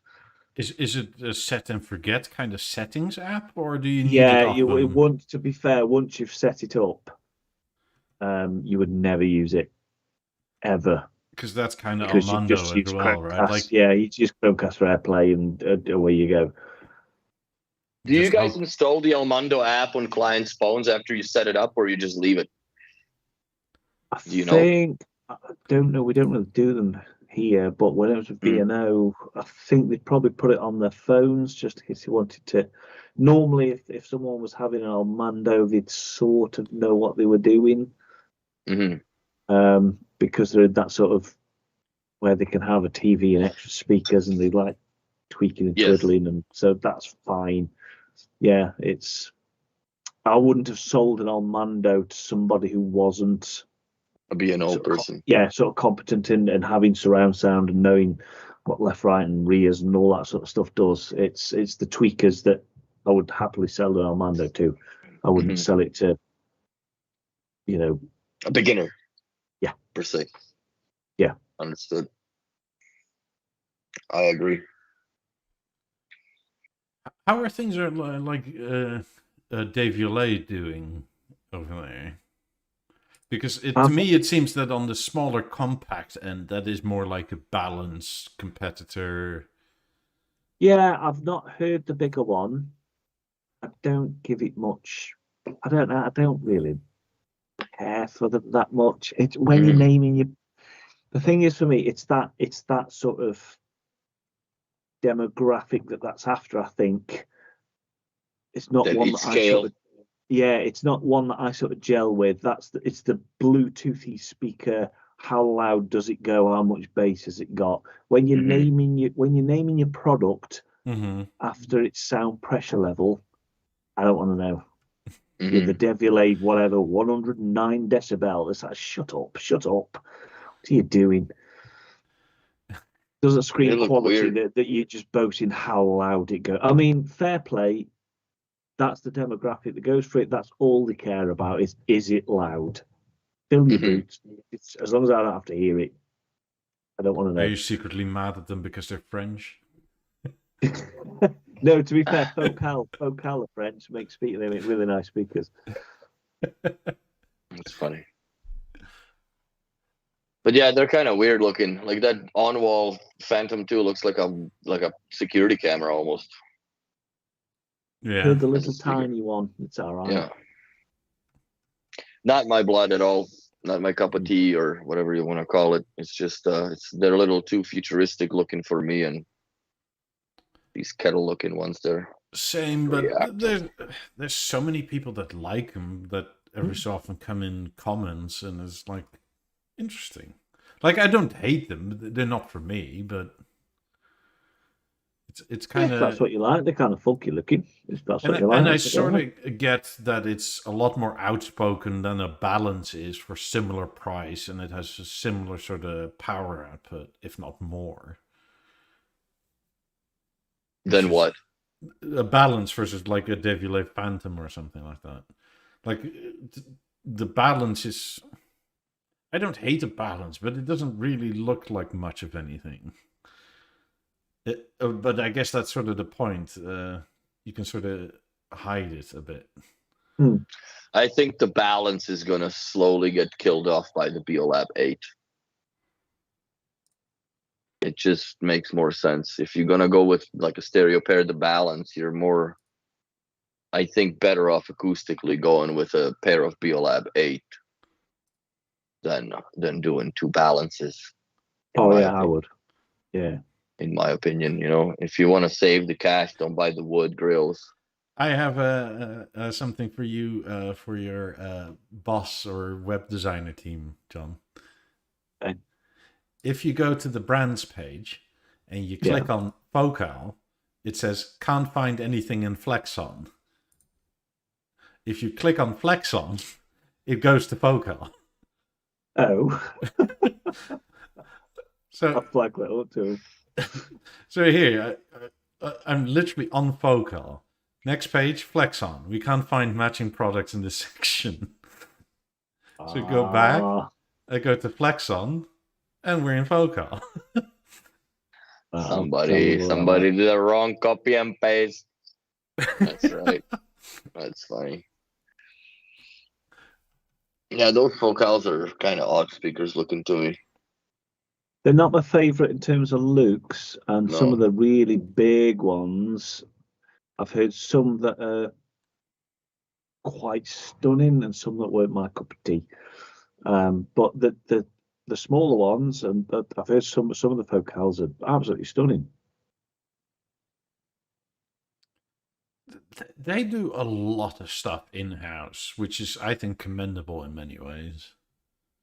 It's a cool company. It is a good company, and the customer service and whatnot is good. And the way that they treat their employees, everybody's generally happy, and they look after you. And it's like to do YouTube. I've got proper kit. I've got a nice 4K full frame camera, and a nice Alienware laptop to edit it on because it's got the horsepower it needs to do 4K, and it's. The way that they've treated me in particular, it's been brilliant. That's just such a cool company. And it makes you want to stay and do a good job for them. Yeah, and it makes the work enjoyable if you're appreciating. Exactly. I guess that goes for everything in life. Probably last year when we were speaking, was it last, or was it even longer ago when like B&O decided that anything you ever post must be approved by them?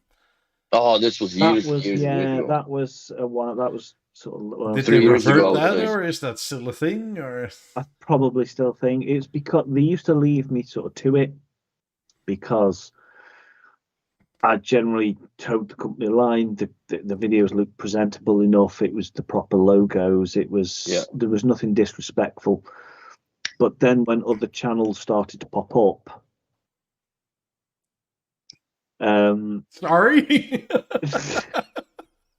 other B&O shops started to do it, and some were better than others, and they can't enforce a rule on one, not enforce it on everybody. Yeah. So if they're saying they've got to approve one dealer's videos, then I fall under that umbrella as well. Generally, what's the problem? I say, here's my video, and they'd say, okay, and I'd put it up. But now and again, especially at the beginning, it was, well, we at this timestamp we can see a speck of dust on there, and there's something in the background that doesn't, and it's like, no, stop it, shut up. It's a real product in a working environment. It's too much. Yeah. It's not a rendering, you know what I mean? Yeah, I'm not redoing the entire section and editing and hours of work and missing the launch because you saw maybe a speck of dust somewhere. No, not happening. It's a real product. I personally in a real don't understand why you would care at all. Because if you're a dealer and you're doing videos like you used to do, right? Like, if you're saying something shit, like, you have to buy it anyway. Why would you say that? You're just hurting yourself. Mm-hmm. It's like, I don't...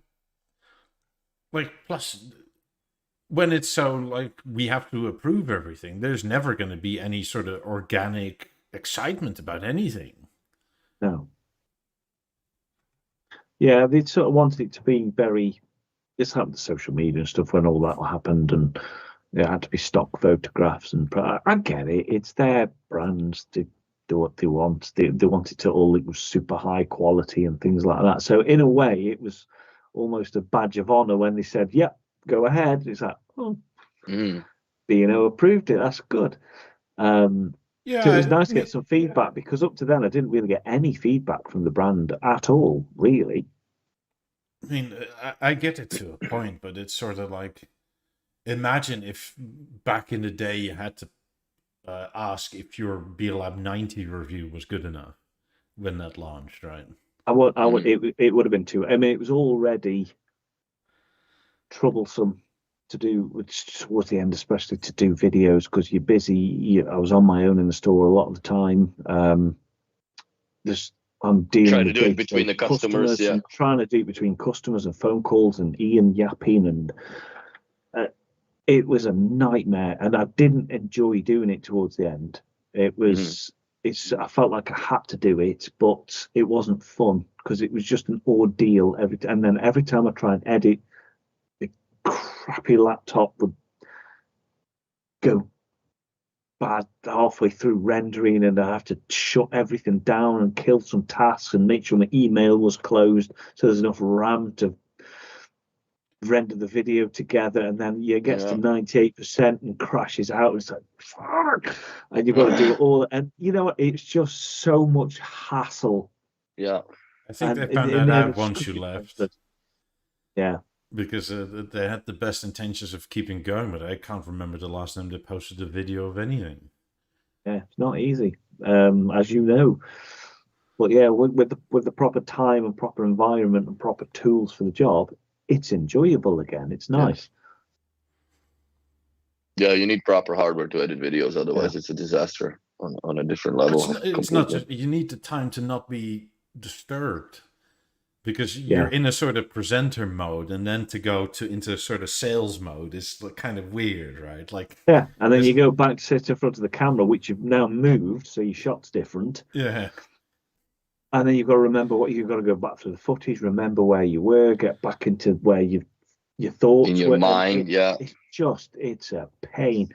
But when you can book out, I'll book out the big demonstration room where I sit, where the big lamps are behind me.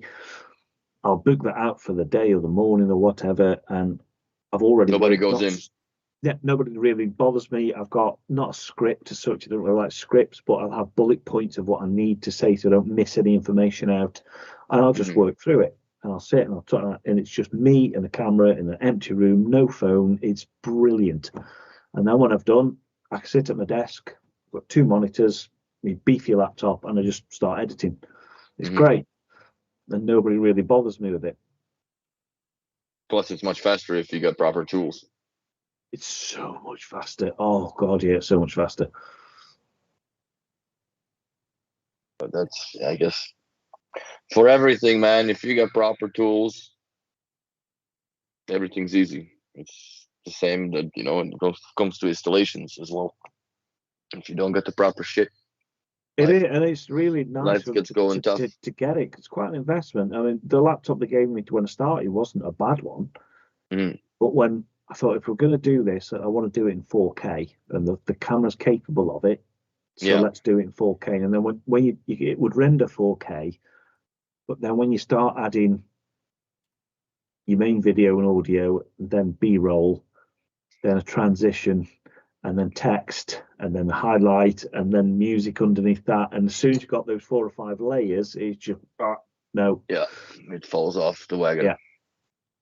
It wouldn't even play it back when you're watching the preview back. When you're actually editing, it won't even play that back, and it's just have to render it and then see if it's any good. Render it and see if it's all right. But at least this thing can do it. It's a proper bit of kit. Nice. Yeah. Tools are very important in regards of any job, I guess. Yeah, of course. I mean, you can make do with certain things, but it's not always the best idea. Swiss Army will not always save your life. That's just where it's at. Your bookshelf speaker that did really well. Yeah. I didn't expect that. It just kind of went boom. Well, it kind of shows you where the market is, right? Because I mean, under £1,000, there's effectively nothing that you can find from B&O. Yeah, and there's some genuinely decent speakers in that lot. They are all, I would be happy to listen to any of those really, apart from the Kef. All the others, brilliant speakers. What makes the Kef so objectionable? Is it? No, it's just it's my taste. I just don't like. But is it the brand and the sound signature, or is it that specific bookshelf speaker they make? That specific bookshelf speaker is okay. It's for some people it'll be just what they need. They're quite popular. That UniQ driver thing, I just don't like it. I just don't like the sound of it. It's just a personal thing. It's not for me. I mean, it happens. But I've got to mention it because it is a popular speaker, and a lot of people choose it for their own reasons, for good reason, I suppose. If it's right for you and you like the sound of it, great. It's the right speaker. It's just personally not for me. That's all I can comment on is what I think in that moment, in that room. And from the experience of comparing it to everything else, this is not the one I would choose, but listen for yourself. If you like it, it's a good speaker. Yeah, again, the sound is very forget the word now. It's a personal taste for a lot of It's a very personal taste, yeah. It is. I just don't like the cut off of them. So you've got a UniQ driver, 6-inch or whatever it is. And then the middle part of it is an aluminium tweeter, fine. But what you've done, you've cut the middle out of the driver. So only the outer bit is moving. So it's lost all its stiffness and strength. And a lot of its surface area from that middle piece has gone. So it's not shifting anywhere near as much air. And they just sound a bit light and thin to me. I don't know. So you got to put a subwoofer with it, bro. Yeah. That's it. That's a weird way of doing that. It is, but the bigger ones that sort of reference, I think it's the R series or whatever it is, they have that UniQ driver, but then they have a dedicated aluminium bass driver underneath. They sound much better. It's just the ones with just single UniQs in them. I just personally don't like them. But that's probably the follow-up video then for under £2,000 or whatever it Yeah, is. so I'll do 1 to 2, and there'll probably be some in there that'll do that, and see if it's as popular. I don't know, but yeah, a few people have asked for a 1 to 2,000 and the bookshelves. It's just a. Maybe you should do an unlimited budget as well. Oh yeah, I'll keep going up. It's I'll try and do it this week. It's a big film to do because it's a lot of speakers and you have to unbox some of them. So it's a lot of packaging, and then you've got a lot of space because you've got all these speakers. You're only filming 1 or 2 at a time, and then you've got 7 or 8 pairs sat outside, and it's it's an ordeal to film. And then you got the shots where one morphs into the other, but then in between that, it's me picking it up and taking it out, putting another one in and filming it, and picking it up and taking it out and putting it. They're not fun to film those, but it's good when it's really satisfying when you finished it. At least you have everything on hand. Yeah, it's all there. And I suppose if I needed some help, there's always somebody I could ask, but you can normally bang it out in a day or so with the filming. It's just the editing takes a long time. I mean, I take it other brands have similar things in that, like, you can't show things before launch, but is it a pain in the ass to get anything before launch? That nobody has really launched anything recently. No. We have the Sonos Faber, but I was a bit late to that. Those duettos I did. We were a bit late because the YouTube channel hadn't really started properly, but I sort of missed that. They're quite nice looking speaker. Yeah, lovely them. We do get new stuff. Yeah, we get new releases and things, but I'll try and get them done. But we generally get them a little bit before release. So I should be able to get stuff out early. I just remember from like Bang & Olufsen, whenever anything new launches, they have like 6 of them, right, for the entire world, and the only traveling pair. That's right. Yeah, old chair. And it's like impossible for even you, for an official B&O shop at the time, to get them. No, like we had a traveling BeoLab 8 that we went when they did the presentation of them, right? And then when they came in. The first speaker set wasn't even unpacked; it went straight to a client. And then we opened them up, and there we go. It's kind of weird, but I do appreciate the fact that they had split up the table and floor stands and all that accessory stuff into individual. Because in my scenario, once I get the 8, one has to be on a table stand, and the other one in that where the 18 is has to be on a floor stand. So then I don't have to buy, 2 of each and use only 1 of each type of thing. Yeah. But the accessories and everything else is starting to get a little bit steep now as far as the pricing is. But then it's B&O tax. We all pay it. I think, Willie, you would even appreciate the bookmarking of this wood, even though it's not B&O. Which one is that? The Sonos Faber Duetto. Yeah, stunning. Yeah, that's nice. They're gorgeous, those things. I mean, I like that they sort of don't have the standard look. Like, it's kind of nice and rounded, soft. It's wood. It's also beautifully not just flat or like glossy. Mm-hmm. The black ones are nice, but that finish, that sort of oak finish, is just beautiful. It looks great. Even the bookmarking also, looks great.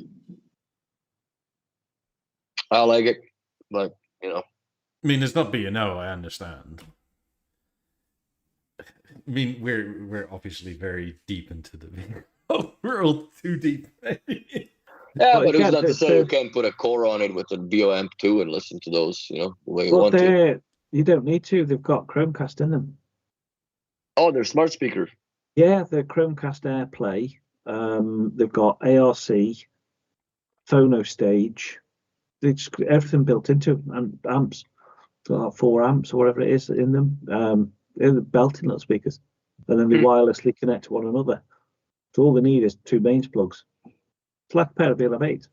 Okay. I guess with the theater you can connect them to it now. Yeah. Because the theater is one of the first few TV solutions. Are they Wi-Fi? No, but you can go power link to like a line or something. Yeah. And you can just set it to other, and even the room comp will sort of work with it, which is kind of nice. Yeah. Yeah, I've done a few installs with the Canton speakers or Bowers and Wilkins at the back in ceilings for the rear channels, and with the BeoAmp too. They, I set them to BeoVox 1 just for the shits and giggles and the icon, because otherwise it's just that goofy, that nondescript icon. And I don't think it makes much difference, to be honest. It's a rear channel speaker, for God's sakes, in the ceiling. How much are you audiophiling that? Yeah. But at least it looks presentable on the app. I care about my high channels. Yeah, but you got 17s, it's a different story, right? But if you go into a house where you're using either existing rear channels or you're cutting into the ceiling, and we all know the ceiling speakers none sound the same to one another because of the difference in the void of space that you're putting them into. So yeah, speak about things that people don't ever think about, like your designers probably, right? Like just blocking off the similar amount of space for an in-ceiling speaker. Not having that be in between joists and go, whatever, it's fine. Or putting the proper back boxes, right? Because some speaker manufacturers do that, but then, that's still always a tough alignment with joists and so forth. And where my kitchen is now, there were in-ceiling speakers, right? For, I think, rear speakers for whatever setup somebody had left. Mm-hmm. But our joists here are 24 inches on center. So one was near a joist, the other one was in the middle, and there was no blocking of any kind. It was just like the fluffy pink insulation on it, and it's like, good to go. It's like, what? Like, I never powered them on, but taking them out, it was like, this is weird. Like, this shouldn't be like this. It's like that everywhere, my friend, with in-ceiling speakers. Might be different because of the construction methods in Europe, I guess, but in North America with the paper walls, it's all just shooting into the empty space in between. Yeah. You'd be happy if you have insulation in that joist space, let alone it's just opened wide. That's it. Weirdly, Max is asking, John, what did B&O think of your videos? Max is asking. I don't know officially, really. I think generally they were quite liked and well received. I never got really negative feedback about them. Did you get any at all? Well, if I went to dealer conferences or meetings or whatever, the dealers would often say that they enjoyed them and they used them for research or to find out what a new product can do, and they found it more useful. Someone found it more useful than the actual training videos, things, which is quite nice. It's flattering. It's also kind of down to some people now. Stuff. Yeah, I speak to some people in technical. There was one, Niels Toff Sorensen in technical in Denmark. He used to watch them and like them, and he used to have a chat with him about them. And so yeah, I think generally, they were quite liked. I think the 95th birthday one that I did, it was all pictures from the book, and that got shared, I believe, around B&O's internal intranet or whatever the messaging system. That got shared to all their internal employees, which was quite nice. I was quite flattered at that. Nice. But look at what one of our dealers has done. But yeah, I think generally it was quite well received. No, it always was. I always look forward to seeing your video from the reviews when product came in, because there was really nobody else that would do the reviews. No, I think there will be a few more now, but yeah, I'll still do them. Yeah, Steve picked up the pace a little bit as well. He did, bless him. But yeah, other than that, there's not much. Andrew Robinson does them, but B&O doesn't seem to send him anything other than 6 months later. Yeah. Which is kind of like, I don't understand that. Sad. Like, well, he does excellent videos, but it's sort of like you're missing the launch point. Like it almost seems like they're afraid of critique sometimes. Yeah, I used to have the same. It's like we'd be expecting samples of whatever product come in before launch, so we had time to familiarize ourselves, set them up, play with them, know how they work. And for me, it was filming. I had to have it filmed, edited, done, ready to launch, to press the button at 8 o'clock on launch day. And the times there, it's just like, it should have been here today. Let's just check on the system. Plus, you're dealing with the pre-production software as well on the speakers when they come out. So it wouldn't have complete software in it. And then just with no warning, it's, that's delayed for 2 weeks now. It's like, and then you've got to scramble about asking B&O to get you one, and okay. And to be fair, it was normally our area manager. Before it was Matt, and then it was Nikki, my other half. She'd often get a sample of said products, but that's where you can borrow mine, film that, bless her. So she'd bring that in and make a special thing, and I'd film it, and really good. It's really sweet of her, but yeah, if you had to rely on actually getting the stock on time and time for launch, or then they'll do some soft launch at some show or something, and everybody and the mate on the internet's got it already, and they filmed it from the same show with the same stock footage and guessed about what it can do. It's like, nice one, thank you. There goes the video. What's the point? But yeah, we'll still do them. I should still get it early. So when you finally do get a new product, I'll film it just as I used to, just like I did with BLM8. The other reason that BLM8 took so long after launch is that's literally the day it arrived, I started filming it. Oh, fuck. But it was just late coming because they couldn't supply them. I'm going to ask you in like a year if other brands with new launches have the same thing where there's like 10 available for the entire world, and like it's launched but you can only get it in like 3 months. Yeah, maybe I need to experience some more launches. I don't know. It just seems to be there's a load of stuff, sell it for as tar, and yeah, it just happens.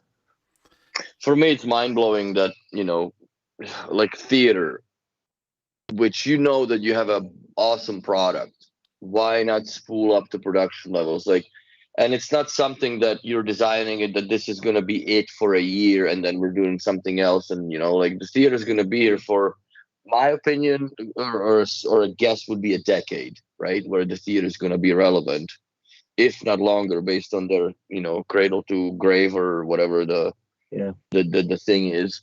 But same with the Lab 8s. Like, we haven't had a bookshelf speaker since the 17s got discontinued, which has been now eons ago in audio world or something.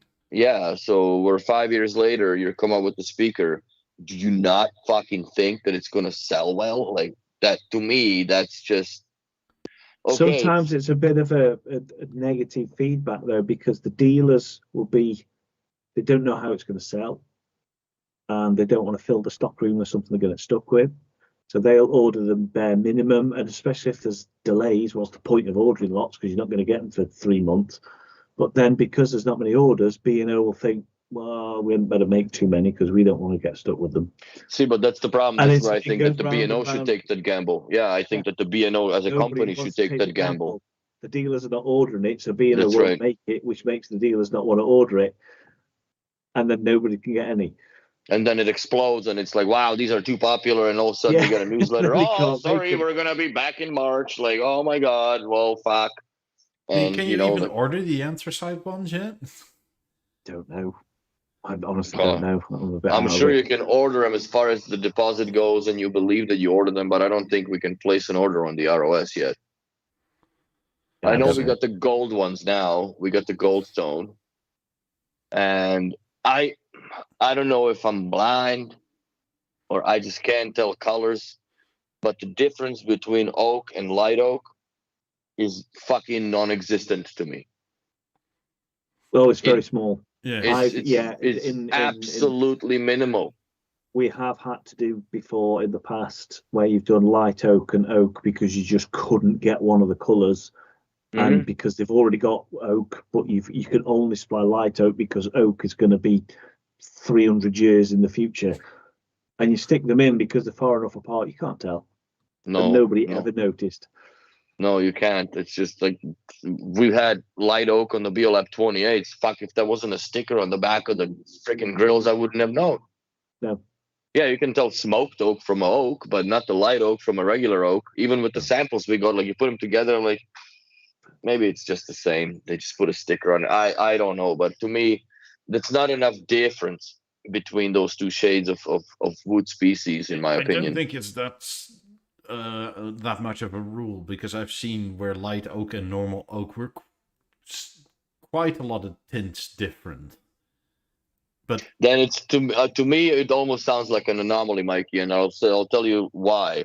We do a lot of theaters, and oak and light oak, man, I can never tell the difference in those grills, especially with those wood lamellas, because they're all different color a little bit, because they're in, I don't know. Obviously, they're not all from the same tree, more or less, because they just get produced in mass, and I think that I don't know if they put them in a randomizer from a machine.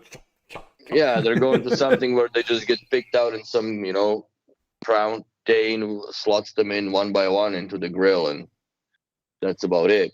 But yeah, I can't. I really have a hard time telling between those two species of wood, or two finishes of the same species of wood. Does your walnut at least match with the walnut of the 18s? Close enough.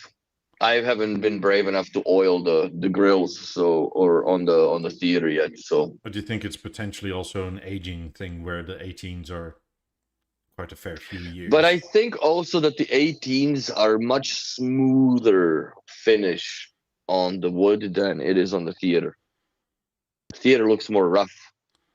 Not rough, but like it's more like that. Just we've sanded it down, and that's where it finishes. Like there's no like a lacquer it's sanded or anything with 120 instead of 220.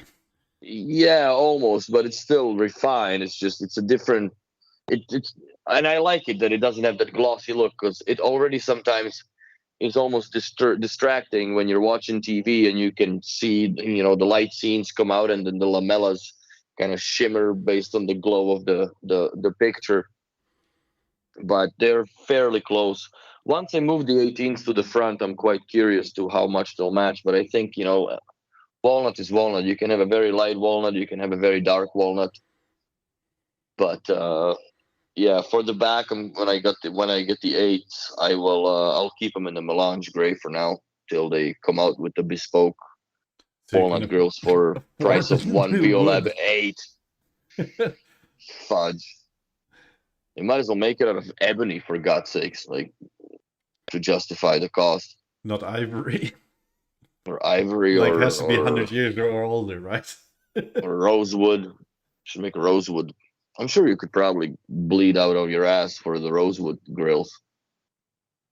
It costs quite a bit of penny. God, imagine having bought those, like the rose gold 5s, 18s, whatever, and now thinking like, oh, I'll add some speakers to this, but like this is a non-existent color at the moment. I guess you can only go with the anthracite black to kind of match the rest. That it's the same. But yeah, there are some funny colors that they made over the years that obviously I don't agree with. But if you stuck with your B&O all your life with silver, I think it's great. And there's a lot of people that buy black anthracite, which is also a little more nondescript of a color, but you can get it well. Like the black will always be black, right? There's gonna be always in portfolio, but all these bronze tone, gold tone, brass tone, whatever tone, lime green and shit. That's a one not even one of a kind, but that's a limited run, Yeah. I wouldn't have minded personally if my 50s didn't match it, like one was anthracite, because anthracite is kind of a nice color, but you are kind of stuck with, if it's your main things, to like, are they going to make this forever? I wouldn't want to risk it on the gold tone, even if you liked it, because I'm not sure they'll make that in another 10 years. What, the anthracite? No, the gold tone. Like gold's been around like for a while, if you think about it. Like 8000s have been in yellow, which was gold basically back then, right? It's a different color though. Like there was the bronze and is it brass that they did for a while. Brass, yeah, that was closer to gold, wasn't it? Yeah, but they quit Bronze, that, kind of and the gold coppery. is no longer matched. Well, I guess you can go bespoke and get it, but like, you're paying 30% more for everything. It's 15, I think. It's now 15, I believe, that they unified it finally. But I doubt it'll be 15 on if you buy another set of 50 in brass.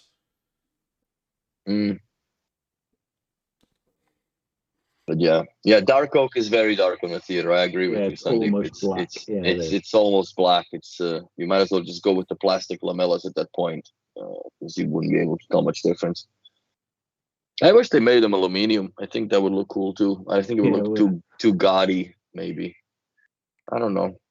They've done it with the BeoSound 5 or A5 on the spaced aluminium. Looks kind of interesting. You guys have that in stock? Have you seen it yet? Yeah.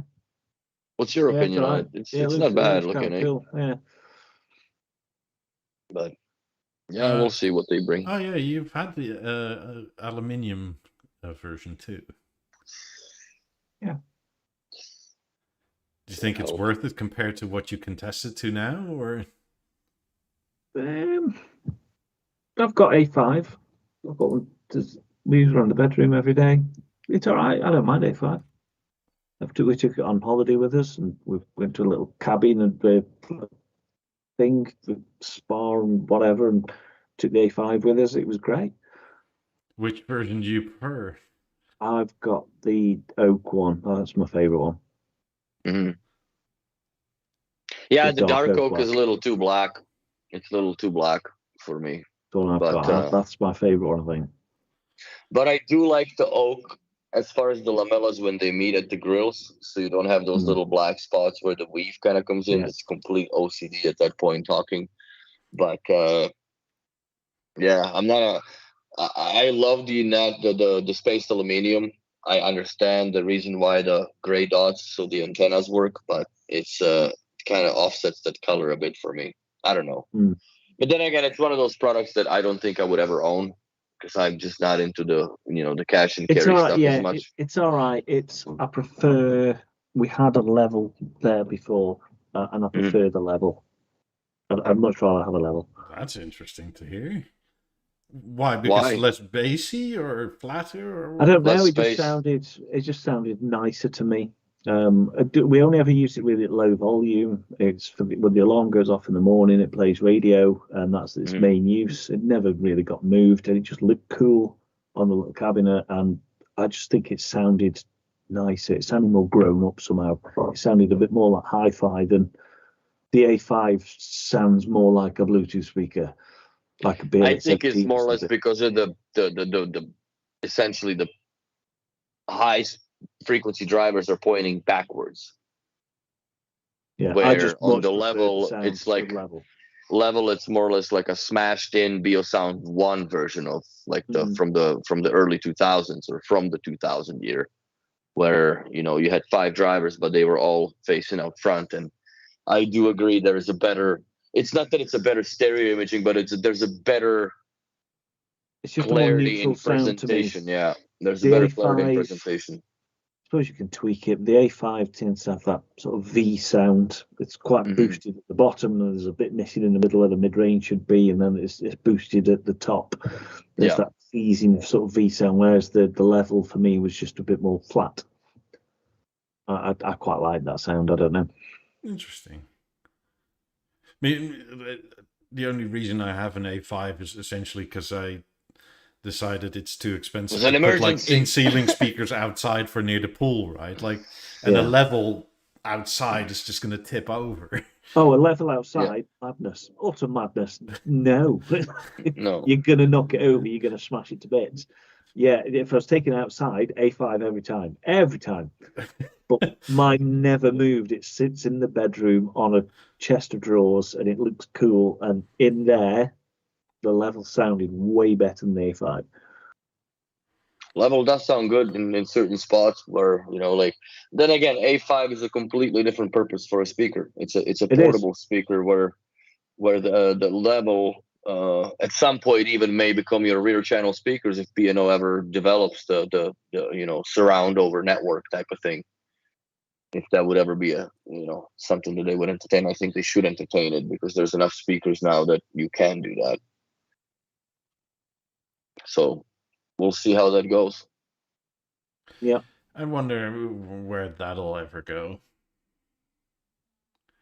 I don't know. There's no other manufacturer that really does the surround over Wi-Fi, I guess, other than Sonos, right? Because they have their own mesh network that they work on, but I don't think anybody else really does it. So it'll be an interesting venture.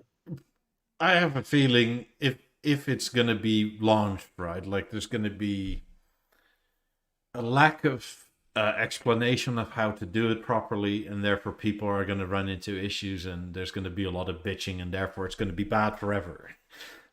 And that's mainly because you probably should have Ubiquiti or some approved kind of network situation, and then it worked perfect.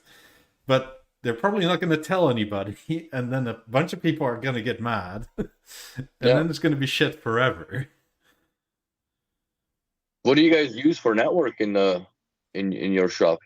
In the shop, it's Ubiquiti. That's way to go, man. Yeah, it honestly is. So, I mean, there's going to be a lot of that. Right.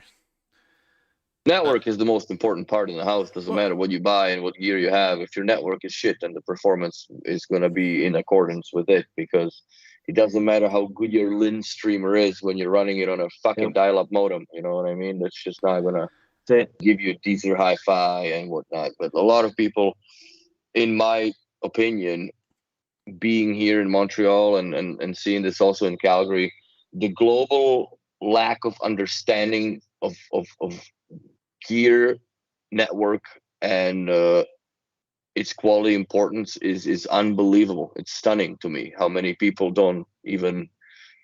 they just don't consider it. It's not something that it's just, it should work. Well, fuck, everything should work, but how? Yeah, it's the same here. Like, people will gladly tell you the Wi-Fi is down when they are connected to the modem, but the modem isn't connected to the outside. Which is like, I understand what you're saying, but it's not true or accurate or what's actually going on. Yeah, you have network, but you don't have outside network. It's just what it is. But anyway, that's the bane of our existence. John, thank you very much for joining. It's my pleasure. Come and tell us about the dark side more often. Oh, I will. Have the best in 2024, my friend. Happy New Year. Yeah, same to you. Also, by the way, for everybody else, I'm off next week because my brother-in-law is coming over. So, fuck, stream with him. Put him in the background. I'm not sure he's gonna. Look, we'll have a Milwaukee Tool Talk at that point. Oh, I would be so down with that. Oh yeah, that's right. He's up there with the Milwaukees. Yes. So. Oh man, if he goes on stream, I'm gonna give him shit. The freaking flush cutters from Milwaukee are garbage, bro. I don't think he wants all that public. I'll let him know either. Thank you, everybody, for watching. See you next week. Go subscribe to Peter Tyson. That's right. You can see more John. One must subscribe to Peter Tyson. Absolutely. The more people subscribe, the shorter his beard will get. That's a new challenge now. Oh my god. I mean, if he's at 1,500 subscribers in a week, he'll even start moisturizing. No, it'll just go grayer. It'll go grayer. Oh, it's certainly getting grayer. Get some essential beard oils. Put your hair in the man bun. $2,000 by the end of the month, I'll send you some just for men. Thanks. You'll be a 25-year-old bearded John again. Sharpie works just as well. Yeah. Nikki would hang you. She likes the grey peppered sort of the patina. She wouldn't. Yeah, the patina. Yeah, she wouldn't thank you. Anyway, thank you all very much, and see you in 2 weeks. Bye.